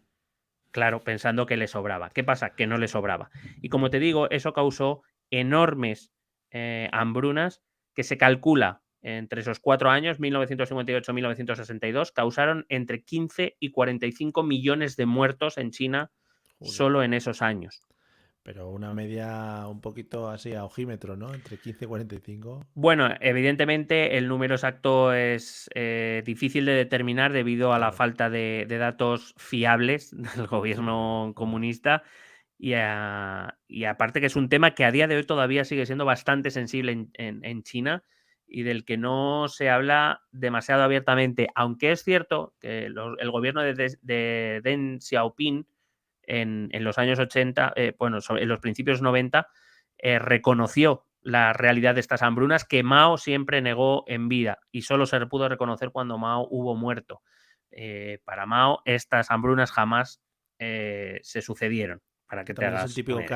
caso de mandatario totalmente fuera de la realidad, puede ser. Es decir, o que no tenía los medios para poder informarse de lo que realmente estaba pasando e intentaban aplicar cosas en función de ideas que ellos tenían. Bueno, dudo mucho que Mao no supiera lo que estuviera pasando en el país, pero él, digamos, prefería públicamente al menos decir que no, que eso no existía, Ya. porque, entre otras cosas, Mao también sabe que este tipo de mensajes dan, pueden, bueno, sí, ese mensaje puede calar, como digo, en esa población que no está del todo convencida, en esa resistencia interna o externa que seguramente hay, y en sus enemigos extranjeros que podrían ver una debilidad, porque, repito, vamos a poner la media, o vamos a poner 20 millones, para no ir tal, 20 millones de Bueno, personas joder, muertas mucha gente. son suficientes para conseguir levantar una población contra ti. O sea, Mm. esto es así. Entonces, fue la ley del silencio, lo que la mafia llama la omertá, ¿no? Bueno, Sí. aquí no existe nada de eso, si no lo decimos, no existe. Ya, Es ya, ya. una realidad un poco infantil, como cuando el niño se tapa los ojos y ya no está, Sí, porque sí. como no ve, él cree que no le ven, Mm. pues esto es un poco así. Hay que decir que este va a ser el primer momento delicado de China, perdón, de Mao en China, porque es siendo verdad que la inmensa mayoría de la población o va a ignorar o va a hacer que ignora lo que está ocurriendo, sí que por primera vez dentro del Partido Comunista Chino se empieza a alzar alguna voz muy tímidamente criticando a Ya. Mao por este gran salto adelante. Pero por supuesto, Mao utilizó todos los recursos a su alcance, que eran muchos, para mantenerse en el poder, principalmente eh, el apoyo del ejército, que es lo que Hombre, va las del ejército machine gun, por lo rojo, que sea, claro, siempre se imponen, sí. claro. Em, También es verdad que él era un líder muy carismático, que él había conseguido logros a ojos de los chinos, especialmente de las capas más populares, y aparte porque desde su llegada al poder se había empezado a desarrollar un enorme culto a la personalidad, es decir, tratar la figura de Mao casi casi como si fuera un mesías. Em, Mao era hábil en la manipulación política. Todo dictador debe serlo si quiere mantenerse en el poder. Y Mao usaba la propaganda de manera extraordinariamente inteligente. Suena mal decirlo, pero en cierta manera casi un visionario. Mm. Y casi podríamos establecer paralelismo o podríamos ponerlo a la altura casi de la figura de Goebbels, de Joseph Goebbels, el ministro de propaganda nazi, Sí. que consiguió convencer a un país de que los nazis eran buenos y a casi un continente. Entonces, es cierto que Mao políticamente va a cometer muchos errores o incluso en otras condiciones se hubiera puesto en situaciones peligrosas, pero ese doble manejo, tanto el control del ejército como el manejo de la propaganda y de ese culto a su personalidad, le van a mantener en el poder. Para que te hagas una idea, Mao era presentado como un líder heroico e infalible, como un papa, por ejemplo, que Sí. encarnaba el espíritu revolucionario del pueblo chino y al mismo tiempo lo mejor de la tradición china, que era eso que hemos visto desde el capítulo primero, ¿no? Ese gobernante que mira por el pueblo, que sacrifica su vida por el pueblo, que trabaja con honradez y cuyo único objetivo, por decirlo, es servir al pueblo al que gobierna. Esa era la imagen que se proyectaba de Mao y esa era la imagen que tenían la inmensa mayoría de chinos, y a día de hoy podemos decir que muchos chinos siguen teniendo esta imagen de sus líderes del Partido Comunista Chino. Este culto a la personalidad llegó a puntos como la exaltación de los hábitos personales de Mao como aquellos que todo chino debía imitar, lo que incluía, por ejemplo, su hábito de nadar en el río Yangtze o fumar, porque Mao fumaba, entonces fumar estaba bien visto. Claro, hombre. Por supuesto, la imagen de Mao se exhibía en todos los espacios públicos, esa foto de Mao en las paredes de los colegios y en Pero todas las plazas, en todos los edificios públicos. que es una figura que actualmente también se sigue cómodo, no sé, como que se le tiene muchísimo respeto, ¿no? Sí, bueno, primero porque es el creador, el fundador de la China comunista, y segundo porque ningún líder del Partido Comunista Chino, aunque discrepe de lo que Mao hizo, no puede gobernar si no mantiene en cierta manera ese culto a Mao. Repito, con todas las críticas, porque por ejemplo su gran sucesor, si no el inmediato, sí, su gran sucesor va a ser Deng Xiaoping, que va a ser crítico. De hecho, Deng Xiaoping va a ser purgado 2 veces antes de que Mao le vuelva a llamar, porque parece ser el único que sabe de qué va la economía en China. Ya. Pero bueno, esto ya lo contaremos. Bueno, por ejemplo, el cumpleaños de Mao era festivo nacional, por Hombre, ejemplo. por supuesto. Por ejemplo, Mao publicó el Partido Comunista Chino publicó un libro llamado El Pequeño Libro Rojo, en el que contaba o recogía declaraciones y discursos de Mao durante su gobierno. Fue recopilado, como digo, por el Partido Comunista y publicado en los años finales de su vida. Y durante este tiempo pues, se convirtió en un símbolo de la Revolución Comunista China, este pequeño libro, y una herramienta importante para el adoctrinamiento político. Y de hecho, a día de hoy, el pequeño libro rojo se sigue enseñando en las escuelas chinas, lo siguen utilizando los líderes del Partido Comunista Chino y sigue siendo la obra de referencia dentro de la política china, incluso actual, como te digo, casi como si fuera una especie de Biblia, en cierta manera, para el comunismo chino. Hay que decir que es en esta época donde Mao empieza a presentar públicamente sus primeras discrepancias con la Unión Soviética. Si bien es cierto que él viene de una raíz marxista-leninista, que ya explicamos en un capítulo, sí. Una de sus principales contribuciones fue generar una especie de doctrina modificada propia china, lo que vamos a conocer como el comunismo maoísta, que no discrepa mucho del marxismo-leninismo, sí del estalinismo, que era, recuerdo, es cuando él gobernaba. Bueno, cuando él llega al gobierno, a Stalin le quedan 4 años para palmar, pero bueno, la Unión Soviética que queda es claramente más estalinista que marxista-leninista, claramente. Y ahí es donde Mao sí que discrepa de esa parte de la Unión Soviética. Él habla de la guerra popular, de la guerra de guerrillas, y él sobre todo introduce un concepto que van a seguir los líderes incluso actualmente, que es el hecho de la revolución constante. Mao entendía que para que la China comunista fuera próspera y se mantuviera en el tiempo, era necesario, por decirlo de algún modo, ejercer una revolución diaria, y eso implicaba perseguir a todo aquel que amenazaba al sistema comunista, tanto dentro como fuera. Es de ahí de donde nace, por ejemplo, una gran discrepancia con la Unión Soviética. Para Mao, la Unión Soviética ya en esos años se había relajado, había olvidado los ideales de la revolución, había olvidado los ideales del comunismo, del marxismo-leninismo, y no te voy a decir que para Mao se habían aburguesado, pero un poco sí.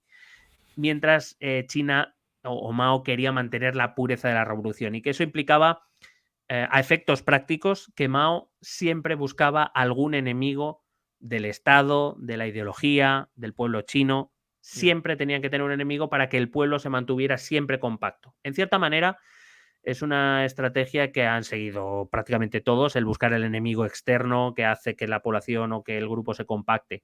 Lo hemos visto desde la propia Unión Soviética o Estados Unidos, lo hacían el uno con el otro en la Guerra Fría, y lo hemos visto, ¿por qué no decirlo también en José Mourinho, cuando entrenando al Madrid Bravo. pensaba que todos eran enemigos del Real Madrid? ¿Qué te ha parecido esa...? Por fin había que decirlo y se dijo. Pues aquí nos andamos con chiquitas y queremos destapar pues, los grandes acontecimientos políticos. Efectivamente, Mourinho iba contra la prensa, iba contra el Barça, iba contra ese señor No, al no, que le no. metió el dedo. Mourinho decía que la prensa, el Barça y el señor al que Eh, metió el dedo iban en contra del Madrid. Él nunca iba en contra de nadie. Perdón, es verdad, eso es. Todos en contra. La FIFA, su propio presidente, en general todos. Podemos también ir a Luis Enrique en este último mundial, donde Y a su todo el padre. mundo iba en contra de la selección y le venía a decir a los jugadores que todo el mundo creía que eran unos mierdas. Y como vimos, pues el resultado al final hizo que Luis Enrique se callase un poco el boquino, por lo que No, sea. pero son estrategias que vemos cada día en cualquier parlamento donde miremos. El fascismo nos ataca, ya vienen los rojos, los comunistas. Quiero decir, al final es una estrategia de propaganda bastante habitual, porque lo que se pretende con eso es homogeneizar o compactar al grupo, digamos, por si a alguno le entra alguna duda, que recuerde que ahí fuera hay enemigos y que la única capacidad de supervivencia que tienes es dentro de este grupo, así que mejor no pongas en cuestión esto y no pienses, no pienses Claro. demasiado, déjanos hacer, únete, sénos leal, sénos,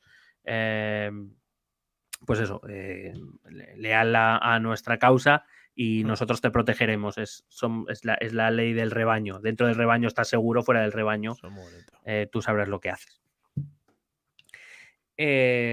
Bueno, ese ha sido el enemigo, es la España en la línea más pacífica, la España en roba, en la línea más violenta, pues los maquetos que vienen a invadir Euskadi y acabar con la cultura vasca. Bueno, y que se transforma en movimiento totalitario y terrorista. Al final, todo va de esto, de buscar más apoyos y a veces tener un enemigo común es lo que hace que ese grupo se refuerce. Hay que decir que, más allá de todas estas discrepancias ideológicas que Mao empezó a demostrar con la Unión Soviética, lo que había detrás es lo que te he dicho antes. Era, primero, un intento claro de evitar que la Unión Soviética controlara el comunismo en China y, segundo, empezar a transformarse no solo en un país comunista más, sino en luchar con la Unión Soviética por la primacía dentro del mundo comunista, especialmente en Asia. Donde había varios países que seguían esta doctrina o que habían instaurado estados socialistas. Y digamos, empieza esa historia entre Rusia y China, en este caso Unión Soviética y China, que, como digo, a día de hoy continúa. Geopolíticamente, Mao vio como la Unión Soviética era la principal amenaza a su seguridad. Fija, más que la propia Estados Unidos, para que lo tengamos claro. Y entre otras cosas, si recuerdas, habíamos visto a finales del primer capítulo y luego durante el segundo, como una de las cosas que los chinos buscan es la soberanía, en el sentido de evitar que cualquier potencia extranjera interfiera en sus asuntos. Sí. Después de ese siglo XIX, donde prácticamente China se convirtió en una colonia, en una semicolonia de otros países, lo que querían era quitarse de encima ese peso extranjero. Y la Unión Soviética, y China quiere hacer lo mismo que la Unión Soviética, quiere evitar que otra potencia extranjera le diga a Beijing, en este caso, que cómo debe actuar o qué debe hacer, como, por cierto, el Partido Comunista de la Unión Soviética hacía con cientos de partidos y movimientos comunistas a lo largo y ancho del mundo. Claro. Es decir, Moscú marcaba la línea de prácticamente todo el movimiento comunista mundial. China no quería seguir esa línea. Tanto es así que, como digo, a finales de esa década se habló, a principios de esa década, perdón, a principios de los 60, claramente Mao estableció que su relación con la Unión Soviética o era entre iguales o dejaba de ser, que no iba a participar de ese Comintern, ese antiguo Comintern, esa unión de partidos comunistas que había en el mundo y que dirigía Moscú, claramente. Aparte, China va a empezar a dar pasos que le van a dar esta fuerza. El primero de ellos va a ser en 1964, cuando va a tener su primer test nuclear exitoso.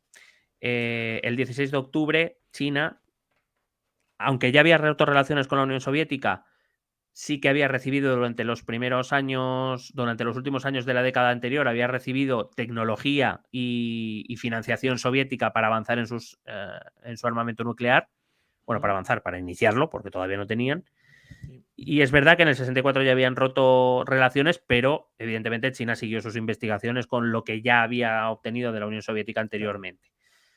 La prueba fue parte del programa de armas nucleares de China, que se inició a mediados, como te digo, de la década de los 50 y que tuvo su primer éxito en 1964. De esta manera, China se convertía, en aquel entonces, en la quinta potencia nuclear después de Estados Unidos, de la Unión Soviética, de Reino Unido y de Francia.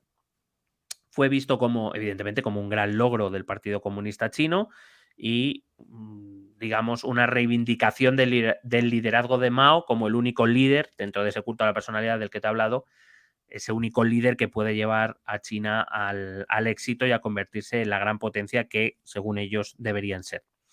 Sí que había mucho rollo antes, igual se ha perdido por el hecho de que ahora hay menos conflictos, pero sí que había mucho rollo antes de darle como mucho bombo y mucho foco mediático a todo el tema de las pruebas nucleares y todo este tinglao, ¿no? Bueno, aparte de que después del final de la Guerra Fría, hubo muchas cosas que ocurrieron durante la Guerra Fría que pusieron de manifiesto que la guerra nuclear no interesaba a nadie, porque, claro, la guerra nuclear implicaba la desaparición de la vida, para que nos entendamos. Sí, pues lo que sea. Es verdad que después de la caída de la Unión Soviética empezaron los tratados de desarme nuclear, pero bueno, aún así hay suficientes armas nucleares en el mundo como para acabar con todo. Dicho esto, es verdad que sobre todo desde mayo del 68, pero después de que cayera la Unión Soviética y después de la guerra de Yugoslavia, especialmente en Europa y en Occidente, vemos estas pruebas casi más, digamos, tenemos más rechazo hacia la guerra. Bueno, todo viene de la Segunda Guerra Mundial. Tenemos más rechazo hacia la guerra, más que nada porque hay que recordar que ya se vio la potencialidad que tenía este tipo de armas en las dos bombas en Nagasaki y en Hiroshima al final de la Segunda Guerra Mundial. Entonces, es verdad que en la Guerra Fría los ensayos nucleares y sobre todo los ensayos positivos nucleares eran vistos como mejorar tu posición dentro del conflicto que es la Guerra Fría, pero una vez la Guerra Fría desaparece, quizá eso pierde sentido y ya se empieza a ver casi como que la ostentación de armamento nuclear o de fuerza empieza a ser visto con cierto rechazo, primero en determinados sectores más concretos, pero se ha ido generalizando. De hecho, por ejemplo, Estados Unidos, que ha exhibido su fuerza siempre que ha podido desde el año 91, ha recibido cada vez más rechazo. Hemos hablado de esto en Afganistán, en Irak, en toda la zona de Asia, de Asia Central y de Próximo Oriente. Claro, la exhibición de fuerza en el mundo actual no se ve tan bien, excepto en determinadas islas. Cuando digo islas me refiero a elementos aislados, como puede ser Corea del Norte, que sí que exhibe sus pruebas nucleares y sus éxitos nucleares, las cacarea a los cuatro vientos para, digamos, para hacer saber a sus enemigos y sobre todo a su población interior que Corea del Norte le puede, vamos, que no le va a quitar la cara a nadie y que se va a enfrentar con quien sea.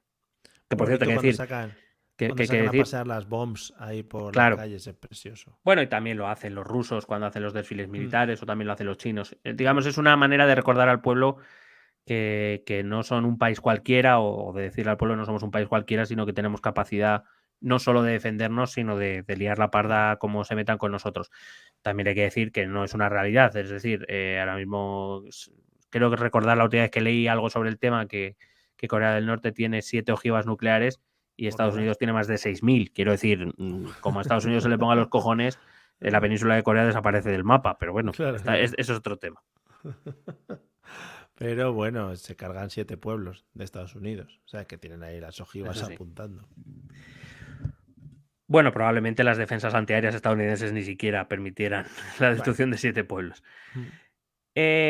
Después del fallido gran salto adelante de las hambrunas, Mao impulsó un movimiento educativo, el movimiento de educación socialista, que fue una campaña masiva lanzada con el objetivo sobre todo de reafirmar la autoridad y sobre todo evitar que después de los fracasos del gran salto adelante alguien pudiera dudar del movimiento socialista o del Partido Comunista Chino. Así que, como todas las dictaduras también, si antes te he dicho se controla la información, también se controla la educación. Es mucho más fácil adoctrinar a un niño desde pequeño que tener que Hombre, convencer a un adulto. Esto es así. eso también. Entonces, una de las cosas que hacen todas las dictaduras es intervenir el sistema educativo. Y esto es lo que va a hacer Mao, que a esto llegaba un poco tarde, porque él confiaba en que su buen hacer le traería el apoyo del pueblo. Pero claro, después de la cagada del gran salto adelante, sobre todo con ese enorme número de muertes, dijo, vamos a asegurar, vamos a intervenir el sistema educativo para educar a la población. Por cierto, no solo era en los colegios, sino también va a ser a los adultos. De hecho, Mao, por ejemplo, o el partido va a dar permisos especiales a gente para que no vaya a trabajar y sí vaya a recibir charlas educativas y a recibir, bueno, una especie de, no te voy a decir congresos, pero bueno, algo así, conferencias, sesiones de estudio para que entendieran que aunque no No todo era pasa nada, perfecto, que el claro. comunismo era la mejor opción posible, vamos. A ver, reseteo, venga, todos al colegio, volvemos a empezar. Aquí no ha pasado nada y vamos a explicar una cosita, venga, para adelante. En 1966, Mao va a iniciar, digamos, su última gran obra o su último gran movimiento, que va a ser la llamada Revolución Cultural. Mao lanza esta campaña o este movimiento político para fortalecer su control sobre el partido y el país. Como te he dicho, se basa en su doctrina de la revolución constante. Él cree que, bueno, estoy hablando de que en 1966 han pasado ya 17 años desde la instauración del... sigue ganando elecciones una tras otra. Lleva 17 años en el poder y él cree que ese desgaste propio de cualquier gobierno, incluso aunque sea dictatorial, hace falta, digamos, maquillarlo o taparlo, Sí. por decirlo de algún modo, volver a presentarse ante el pueblo chino como el único líder capaz de resolver sus problemas. Y para eso es necesario, como te decía antes, buscar un enemigo externo que pueda compactar, que pueda cohesionar a la sociedad china. Para esta revolución cultural, que por supuesto tiene como objetivo purgar a los capitalistas y a los disidentes, Claro. Mao va a utilizar en este caso a millones de jóvenes. Otra cosa que siempre hacen todas las dictaduras, que es generar movimientos juveniles, digamos, para cohesionarlos también y para hacerles entender que son importantes para el Estado, que cuentan con Sí. ellos y que el futuro de China está en sus manos, aunque no esté en sus manos.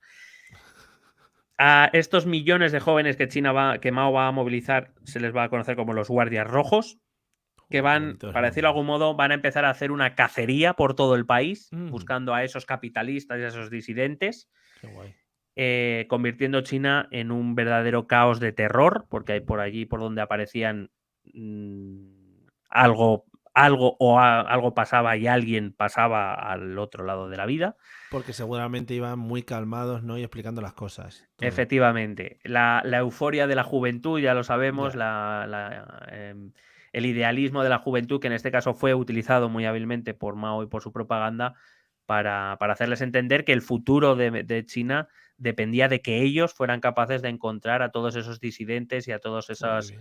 a esa quinta columna, por decirlo de algún modo, que estaba dentro de China y que estaba esperando su ocasión para acabar con el régimen. Así que, pues, la gente joven para qué quiere más, ¿no? Les dan un Jóvenes trabajo, les dan locos. armas, Claro. pues Jóvenes locos con un objetivo ahí y tal y con financiación por parte del Estado y venga, a tutiplén. Pues ya ves tú.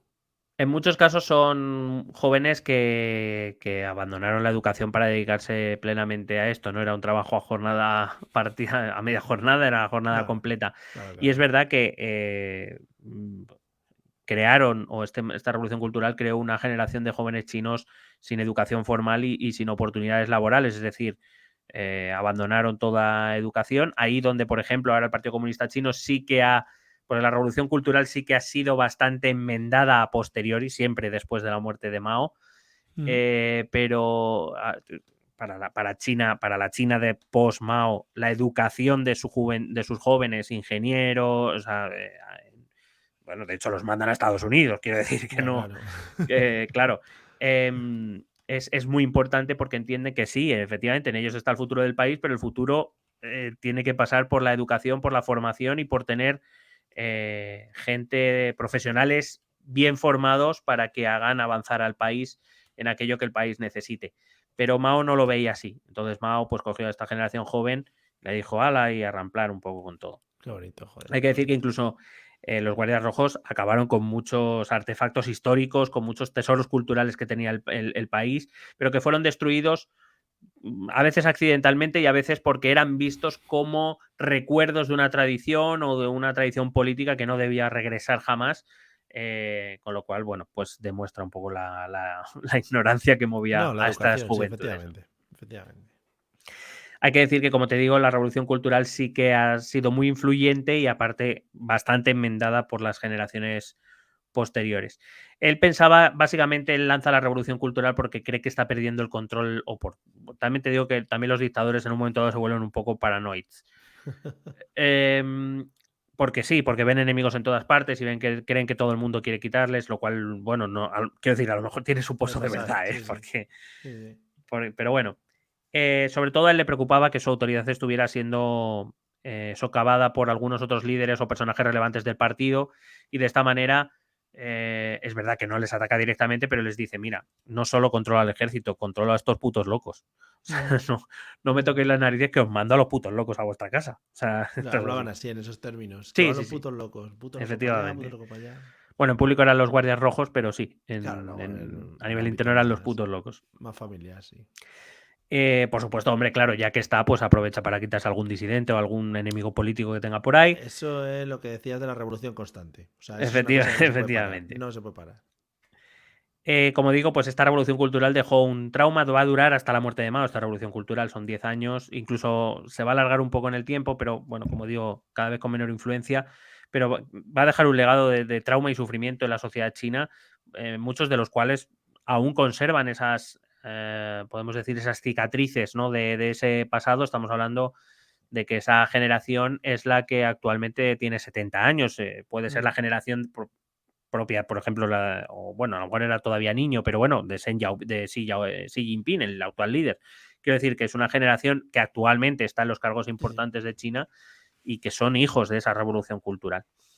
¿Qué te iba a decir? Mucha represión contra la sociedad durante todos estos años, ¿no? Al final es un miedo constante, ya sea porque necesitas que pagarle unos dineros o en trigo, lo que sea, luego te persiguen estos guardias rojos, al final es represión constante contra la sociedad. Sí, bueno, en líneas generales, yo, por ejemplo, cuando explico esto en clase a mis chicos y chicas, les digo lo mismo. Un dictador solo se mantiene en el cargo si tiene el apoyo de las armas, es decir, del ejército, y tiene cierto apoyo social. Y ese apoyo social solo se consigue de dos maneras, o con el convencimiento o con el miedo, normalmente con una mezcla de ambos. Dejar claro quién manda, al mismo Ya. tiempo hacerte indispensable, ¿no? Es una mezcla un poco extraña. Lo podemos ver en cualquier dictadura, por ejemplo, en las nuestras, que hemos tenido varias, pero bueno, pues lo podemos ver en la de Franco. Franco sobrevivió porque tenía cierto apoyo social, pero un apoyo social que se basó en la represión de posguerra y en el miedo que causaba a cualquiera que se le ocurriese que Franco estaba haciendo Ya. algo mal. Esto es así. Mm. Vamos acabando ya. En 1969, las tensiones entre China y la Unión Soviética se convirtieron incluso en enfrentamientos militares a lo largo de la frontera. Digamos, esa ruptura de relaciones que se había producido una década antes y que, como te he dicho, sobre todo desde el punto de vista chino, implicaba la lucha por el liderazgo del mundo comunista, pues como digo, va a llegar incluso a enfrentamientos armados. Hay que decir que la lucha duró varios meses y resultó con bajas significativas para ambos lados, pero sin un resultado claro. Pero en cualquier caso, eso para China era una victoria, es decir, la gran potencia nuclear que era la Unión Soviética, la gran potencia comunista, no había sido capaces de derrotarle, con lo cual digamos que eso fortaleció nuevamente la figura de Mao a ojos de su población. Si bien es cierto que, bueno, también es lo que te digo, Mao utilizó este conflicto para decir, ves, es que hasta la Unión Soviética, hasta los que se dicen comunistas, vienen a luchar contra nosotros. O sea, estamos solos en el mundo, nosotros tenemos que valernos por nuestros medios y la única manera es apoyando a mi gobierno, a mi figura en este caso. Llegamos ya a 1972, salto a 1972, es un año importante para China, donde sobre todo destacará la visita del presidente de los Estados Unidos, Richard Nixon, a China y a reunirse con Mao, una imagen que dio la vuelta al mundo, como no podía ser de otra manera en plena Guerra Fría. Nixon iba sobre todo por dos razones a visitar a Mao. La primera era para decirle a la Unión Soviética, estamos dispuestos a apoyar a este en tu contra. Y segundo, era intentar conseguir el apoyo de Mao en la entonces guerra que se estaba reproduciendo y que va a ser el gran fracaso de la Guerra Fría estadounidense, que va a ser la guerra de Vietnam. Nixon esperaba que Mao apoyase la solución estadounidense para intentar no alargar la guerra, cosa que por supuesto Mao va a rechazar, y que va a alargar la guerra y que va a ser el gran fracaso estadounidense. Por cierto, algo que se sigue recordando con cierto dolor en la sociedad estadounidense. Joder, ya ves. Nos llega a nosotros a través de películas y movidas y no tenemos mucho que ver. O sea que... Claro, ten en cuenta que hasta ese momento prácticamente las intervenciones internacionales de Estados Unidos se contaban por victorias. Y no es que hubieran sido solo derrotados o que no hubieran conseguido una victoria, es que habían sido derrotados por unos campesinos con pinchos, claro. O sea, no, con lanzas. Es que no. Era una derrota dura, derrota que luego, por ejemplo, digamos, es paralela o se entiende igual a la que va a sufrir la Unión Soviética en Afganistán. Esto ya lo contamos en los episodios de Afganistán cuando entran en los 80 y ven que no pueden con unos musulmanes que andan por ahí en el desierto y que no tienen casi ni agua. Yeah. Bueno, evidentemente eso desde el punto de vista estadounidense, pero para Mao es una gran victoria diplomática, es una foto que circula por todo el mundo, es la consolidación o el reconocimiento final de su régimen. China pasa a ser un actor internacional relevante porque el presidente de los Estados Unidos viene aquí a visitarme, viene a pedirme cosas, y en cierta manera Mao recibió con esa visita un espaldarazo internacional muy importante que también favoreció su posición dentro del país. Bueno, trataron muchos otros temas, pero bueno, eso fue lo importante. En el año 72 Mao además ya también era ya bastante mayorcete. Sí, se le ve en la foto que la he buscado justo que estaba ya un poco... Sí, muere en 1976 para que veas que ya está prácticamente en la prórroga. Sí, sí. Y evidentemente uno de los grandes problemas que siempre le surgen a todos los dictadores que se mantienen en su puesto es ¿y quién me va a suceder cuando yo no esté? Ellos quieren dejar, como se dijo aquí en el régimen franquista, quería dejar todo atado y bien atado. Sí. Es decir, que lo que él había creado le perviviera en el tiempo. Es decir, que aunque él no estuviera, la China maoísta siguiera su camino. Él había elegido a un sucesor, a un colaborador que había sido colaborador suyo desde antes, durante la Guerra Civil incluso, que era Lin Bao,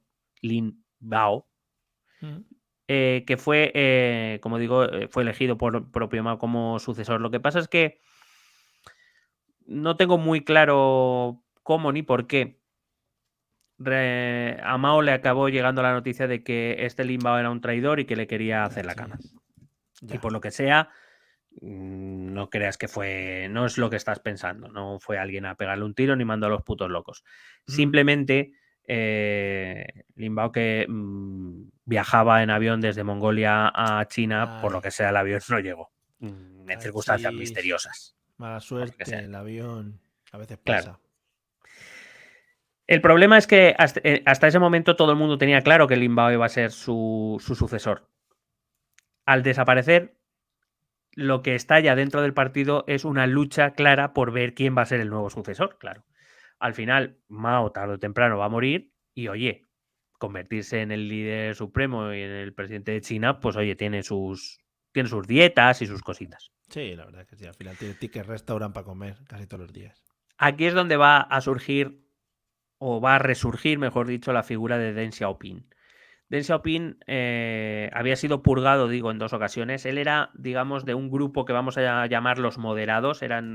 Son comunistas, no quiero decir, pero eran más pragmáticos, eran menos idealistas. Digamos, para decir de algún modo, dentro del Partido Comunista Chino había 2 líneas. Los idealistas, los que querían el comunismo ortodoxo a rajatabla, pues eso, seguidores de la revolución cultural. Y luego estaban los moderados, que eran más pragmáticos, de enfocarse en la economía, de mejorar en la posición nacional e internacional del país, etcétera, etcétera. Este Deng Xiaoping era de estos moderados y ante la crisis económica, además en el 73 estalla la crisis del petróleo en Occidente y eso acaba repercutiendo en todo el mundo. Sí. Parece que Deng Xiaoping, que era un economista bastante importante, pues a pesar de que había sido purgado 2 veces, Mao le vuelve a llamar. Deng Xiaoping había participado también en la fundación de la República en el 49. Lo va a llamar para que se encargue de la economía de China en esos momentos y a partir de ahí Deng Xiaoping, que tiene una extraordinaria habilidad política para mantener y tejer contactos y redes, va a empezar a maniobrar para, en el futuro, estar situado mejor que nadie para convertirse en el sucesor de Mao. No lo será inmediatamente. Mao muere en el 76 y Deng Xiaoping se convierte en el presidente chino en el 78. Pasa un pequeño tiempo, unos 2 años además de bastante caos político porque es la lucha entre esas facciones una vez muere Mao para ver quién se hace con el poder y serán estos moderados, estos pragmáticos los que se hagan con el poder y Deng Xiaoping se convierta en el nuevo líder chino. Así que ese fue el final de Mao. En el 76 muere, estalla esa lucha entre pragmáticos e idealistas, entre los ortodoxos que querían seguir con la represión. Bueno, la represión ha seguido siempre, pero me refiero más centrado en la parte ideológica y los pragmáticos más volcados en la parte económica. Hay que decir que, por ejemplo, de estos idealistas, una de las cabecillas fue la propia mujer de Mao Zedong, de nombre Yan Qing, que formó parte de la llamada Banda de los Cuatro. Joder, digamos por los cuatro líderes fantásticos, sí, pero los chinos en vez de los americanos. Los 4 líderes que lideraban esa rama del partido, esa rama más idealista, ortodoxa, luchadora, que quería seguir con la revolución constante, con la revolución cultural, que eran Yan Qing, esposa de Mao, junto a San Chunqiao, Yao Neyuan y Wang Hongwen. Por favor, espero comentarios de la gente de es que estáis pronunciando mal, lo estáis pronunciando mal. Probablemente. Y no se pronuncia así. Bueno. Probablemente. En cualquier caso, cuando Mao muere en el 76, estos pragmáticos que estaban situados mejor en el partido en ese instante van a mandar detener a estos 4 y ya se acabó. Y bueno, va a haber una lucha entre ellos que finalmente vencerán los pragmáticos y convertirán a Deng Xiaoping en el 78 nuevo líder de China y el comienzo de una nueva era de China. Deng Xiaoping, es junto, como digo, a Mao y después al actual Xi Jinping, el segundo, uno de los 3 grandes líderes de China que han configurado la China actual. Deng Xiaoping va a coger los principios de Mao, va a quitar lo que considere que va a perjudicar a la posición china, tanto nacional como internacional, por ejemplo, la revolución cultural, va a acabar con ella, y va a iniciar, Deng Xiaoping es el gran fundador del llamado comunismo o el capitalismo a la China o comunismo a la China, que es esa mezcla de comunismo interno, capitalismo externo, y que configura, pues como te digo, lo que es la China actual. Y aquí lo voy a dejar por hoy y nada, espero que te haya gustado. Sí, la verdad es que sí. Y yo para despedir te voy a dar una noticia de última hora, de actualidad ahora mismo que está saliendo y que además hila un poco con lo que estamos hablando, ¿eh? Cuenta. No te digo más. Joder, macho, es que lo hacemos a posta y no nos sale. La noticia dice así, creo que puede cambiar, muchas de las cosas que hablemos de China, ¿eh? Sánchez visitará China la semana que viene tras la reunión de Xi Jinping y Putin. No sé yo si esto va a ser un giro en la historia china, o no sé. Es Pedro el que va a Beijing. Sí. O es, sí. Pues sí, porque Xi aquí no va a venir, ¿no? Nah, aquí no. Le ha invitado Xi a ir los días 30 y 31 de este mes. Allí, pues una visita.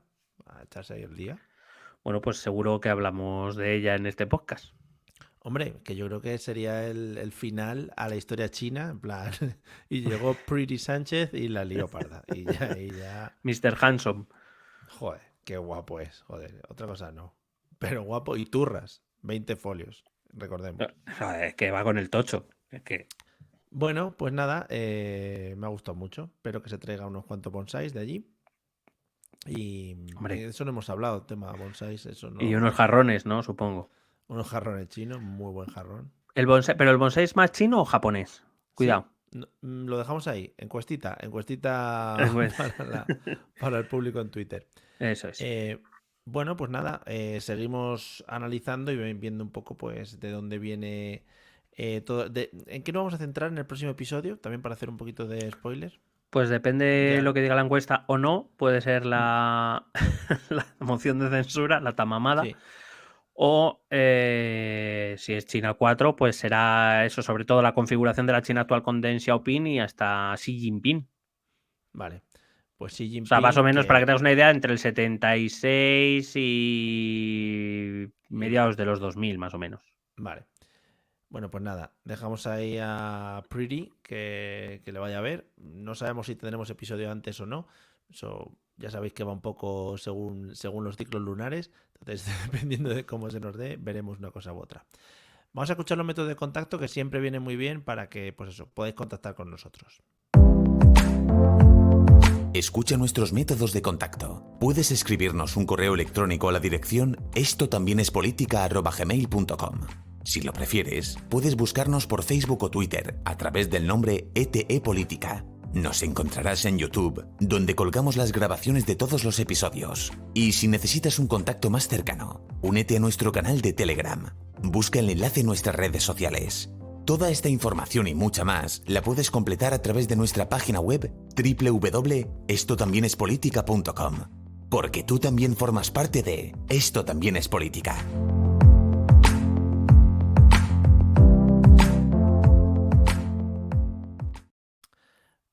Madre mía, he estado viendo que han llenado Madrid, no sé si lo has visto, no sé si has paseado por zonas madrileñas céntricas.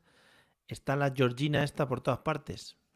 Pues no he tenido yo la fortuna, fíjate. No vas a seguir la serie de la Georgina esta, que por lo visto es una trabajadora nata. Esta es una de las que ha picado piedra. Si es que le tienen que pasar cosas interesantísimas. Interesantísimas. A veces compra un bolso, a veces se encuentra con Sebastián Yatra. Bueno. Joder, claro. A veces Bueno. a lo mejor se cambia de zapatos, ¿no? Claro, por unos zapatos muy caros, muy caros. A Madre veces se mía. encontrará con Cristiano Ronaldo, entiendo. Efectivamente, de vez en cuando se ven. O sea, Mm. a veces, porque yo siempre lo miro. Oye, estas parejas de famosos, que cada uno está en una punta del mundo, pero ¿cuándo se ven? Y sobre todo, y para mí muy importante, porque lo he estado pensando en esto de Shakira y Piqué. ¿Los niños dónde están?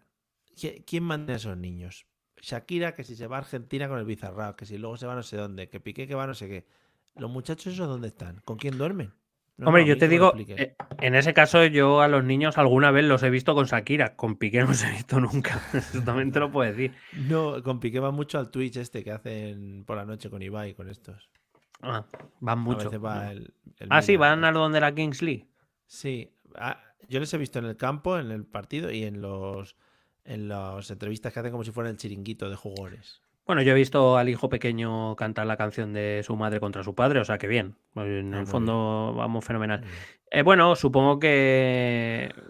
No sé, los hijos de Georgina estarán con Georgina, supongo, ¿no? No sé, no Sí, sé. es que ya no Pero sé no por qué. todos son de Georgina, ¿no? O Es sea, que ese es, Cristiano es tiene que ese es otro uno de antes. giro de la historia, ese es otro. El mayor yo creo que es Before Georgina, ¿eh? Sí, yo Es creo un... que el primero es With El que, Payment, ju- el Before. que juega en el Madrid, que por lo que sea ahora juega en... Bueno, antes jugaba en la Juventus, ahora jugará en el sitio donde esté Ronaldo, que ya no sé muy bien dónde está. En Arabia. Ya está. En el En el. Jalajali, No ¿no? sé si es el Al-Hilal o el Jalalilil. El Alguno de esos. Jalatusi, sí, bueno, uno espectacular. Espectacular. Y otra cosa que te quería comentar, ¿qué te ha parecido las Alasato, yo qué sé. Sí, Perdón. ¿qué te han parecido las declaraciones del muchacho que ha ganado el bote de pasapalabra? Pues muy bien dicha. La verdad es que yo siempre lo he pensado porque me encanta cuando alguien gana la lotería o pues que gana el pasapalabra o lo que sea, salen los fanáticos de Los "Joder, lo que andorranos. se lleva Hacienda, madre Los mía". Entonces andorranos, sí. me parece muy bien la respuesta del chico de, bueno, que me queda 1.200.000 euros que no sufréis, que no me voy a Y que morir. tampoco, que tampoco estaba aquí colgado de los testículos para ganármelo, que venía a la Claro que televisión quiero a decir que no hablar, era sí. minero tampoco. O sea, Claro. Que no, bueno, no me he intoxicado, ¿sabes? Que venía aquí con catering, me maquillaban. Estaba media horita dura el programa, o sea que tampoco es que yo tal. claro, y conocí a algún famosete de vez en cuando y eso, Claro, ¿sabes? O sea que, bueno, no conocí pasa nada tampoco. a los que vienen aquí a los pasapalabras, pues eso, nada. En No, fin, hombre, está bien, yo lo veo positivamente. Pues sí, esta gente, o como Ibai ha hecho en otras ocasiones, de que, oye, que si pagas tantos impuestos, a lo mejor es porque puedes. Quiero decir, Porque vives bien, moderadamente bien. quiero Sí. decir que es que recibir, o sea, que se va a quedar limpios 1.200.000 euros. Es que parece que le estamos dando, que se está quedando una limosna, por lo que sea. No, es que ahora igual todo el mundo cobra eso. Es en plan, no, Claro, a lo mejor es que es el 1.200.000. salario mínimo interprofesional. Es Claro, que vamos a pobre ver. hombre. Es que 1.200.000, muchacho, pues no sé, igual, Es que, claro, igual vivo más con esto. es que 1.200.000 son 20 años de salario normalito, medio bajo. O sea, que no sé la gente a la que aspira, vamos. Bueno, es que cuidado, no sé, en otros mundos, yo ahora mismo en LinkedIn, el mundo techie, nos movemos mucho por LinkedIn, se está poniendo muy de moda que la gente empieza a publicar sus salarios. Cosa que también hay otras personas que están empezando a decir que por lo que sea, puede ser que la gente que publica sus salarios sea mentira lo que estén No diciendo. creo. No No creo sé. porque en general las redes sociales son fiables. Sí. Además, ¿qué sentido tiene publicar algo que no es verdad? A lo mejor, no Y sé. aquí en España hemos sido mucho siempre de transparencia con el tema de los salarios, Claro, incluso con el compañero que tienes al lado, ¿no? somos muy de hablar de esas cosas abiertamente. Y Sí, como sí. digo, que ¿por qué vas a publicar una mentira? ¿Para tener a lo mejor una posición de negociación mejor? No creo. No creo No porque creo. eso implicaría pensar demasiado, también te digo. O para unos míseros likes, unos likes ahí, guarros. Hombre, también te digo, te voy a decir una cosa. Hostia, ¿te me has colgado? ¿Qué ha pasado? Sí, ¿no? Ah, no sé, sigo aquí, Te has sigo ido y has aquí. vuelto. Digo que también te digo una cosa. Meterte en LinkedIn, ver que un tío ha publicado lo que cobra y darle like, o sea, explícamelo. O sea, yo hay mucho, yo reconozco que me estoy haciendo muy mayor, pero yo hay cosas que no entiendo. O sea, ¿por No, qué pero ya no like? solo O el sea, like, es ¿qué decirle, te gusta? bravo, bravo, Claro, pero ¿qué te bravo por gusta? tu valentía. ¿Qué te gusta o qué te hace animarte, no? Para hacer esa interacción social porque alguien ha dicho lo que cobra. O sea, Sí. no ha salvado una vida, no ha educado a un niño, no ha salvado Tú es que de una cría de verdad, es que paloma no te de alegras, morir, no no te sé. alegras por los éxitos de los demás. Porque además los Pero que sí. publican los salarios, no te creas que cobran No, hombre, 1.200 claro, euros al mes. eso te iba a decir. El que cobra 800, no, bueno, el que cobra el salario mínimo no lo publica. Estoy aquí, oe, oe, oe. Claro. Pero No, que, pero qué quiere decir, si no es que no me alegre de los éxitos de los demás, oye, pues si te están pagando ese dinero, muy bien, pero sombrerazo. no es like, o sea, no like, no like. Claro. Es que eso no hay en las redes, por lo que Like, sea, el no like, like. cobro este pastizal y dono la mitad a la beneficencia. Like. Entonces Like. sí. O Como Amancio Ortega. a las fundaciones para investigación del cáncer. Like. Like. O yo qué sé. La mitad de los billetes me lo fumo en droga. Entonces, like. Like, claro, eso es muy Es bien. decir, lo que cobras es un hecho factual que no sé por qué like. Es como decir, pues yo qué sé, es como decir, Joe Biden tiene un amigo invisible. Like, ¿por qué like? No, pues es así, ya está, no pasa nada. Porque hace No tiene que risa. ser like todo. Claro, claro. Bueno, pues nada, ahí lo dejo para que analices un poco también la sociedad. Ya te digo, en el mundo techie se está viniendo muy arriba la gente. De todas maneras, el mundo Eh, techie, bueno, ya lo analizaremos, poco- pero me está dan un ganas de poco decir un par inflado. de cosas también, ¿eh? Está un poco inflado también algunos sueldos, también hay que Hay que decir. decir, por no ofender a nadie, el mundo techie, como todos los grupos profesionales, tiene un Mm. porcentaje de un poco de, vamos a dejarlo en flipados, pero por no Bueno, decir sí, otra sí. palabra. No, por supuesto, yo creo que es. En alguno de mis vídeos de estos de flipaos que yo hago por las mañanas andando por la calle, siempre lo digo, creo que es una de las lacras de esta sociedad, el flipadismo popular, o sea, el fliparse es lo que nos está llevando al pozo en general. En Porque muchos Mario, casos. ¿a qué viene publicar el sueldo? O sea, quiero decir, yo soy, quiero Estás decir, perdón, es que enganchado, ya lo estás has, no, enganchado. ya me he Estás enganchado. Quiero decir, a full Sí. con que se hable abiertamente de dinero. A full con eso, Sí. con ese tema. Ujú. Dicho esto, Sí. si nadie te ha preguntado. Pero O sea, también quiero es un decir, poco para que la gente que te sigue pueda ver tu carrera profesional, cómo ha ido, cómo has evolucionado y a qué puede aspirar. ¿pero eso tú te lo crees? Según me lo has No, dicho, ¿tú claro, te por lo has supuesto creído? que no, porque son Ah, sueldos vale. infumables. Es decir, me Ah, está vale. hablando de que cobra alguien 90.000 euros al año, ¿sabes? Que O sea, igual es un no nos sueldo. engañamos, publicas el salario para decir, Para jodeos decir, los miradme. demás. Sí, para Claro, ponernos los ya testículos está. en la cara, efectivamente. Ya Es está. eso. Entonces, hablemos de salarios si es una conversación constructiva, a full. Ahora, si me vienes a restregar tus billetes, espérate que no te saque una navaja y te los saque. O sea, vamos a ver, tonto. Entre otras cosas porque yo publicar determinada información en las redes sociales, yo no sé hasta qué punto es inteligente, quiero decir. Sí. Tú di muy abiertamente cuánto Bueno. ganas. A ver, listo. A ver cuando te lleguen los raters. ¿Sabes? Es que, vamos a ver. Es que es así. Es que es así. Y bien lo tendrás cuando te vacíen las cuentas. Hombre, Madre mía, tonto. parece... No, ahora mismo eres el señor Antonio. Un señor que nació... Me acerco un poco a Ramón Tamames ahora mismo. Un poco Ramón Tamames, efectivamente. Sí. Empezamos y terminamos con todo lo alto, volviendo a los años 70, a los años 80. Muy bonito todo. Claro. Bueno, pues nada. Donde uno demostraba lo que ganaba, no lo decía, lo demostraba. Claro, y si no te ganabas 2 hostias y ya está, y Claro. poca cosita, y ya está. Y se demostraba con un buen whisky ahí, el buen puro, lo que decíamos Por supuesto. antes. Whisky Claro bueno. que sí. Whisky bueno. Y lo demostrabas también en la cantidad de bolsos que le regalabas a tu esposa que estaba en Por casa. supuesto. Y quedaba demostrado. Por hombre, supuesto. que sí. Y en el coche que Oh. más contaminaba. Cuidado, un Mercedes BMW, cuidado, Hombre, ahí para arriba. Por favor, Cuidado. por favor. Claro que sí, los Cuidado. puracos que te fumabas, joder. Bueno, pues nada, cerramos un poquito volviendo a la transición española. Cierra volviendo un la poquito máquina del tiempo, por favor. a épocas añejas, que son muy bonitas de recordar. Y como siempre, esperamos que os haya gustado el episodio, que yo lo hayáis disfrutado, que ya incluso la iglesia me entra. Y nada, que hayáis aprendido muchas cositas sobre China y sobre Mao y sobre todas estas cosas.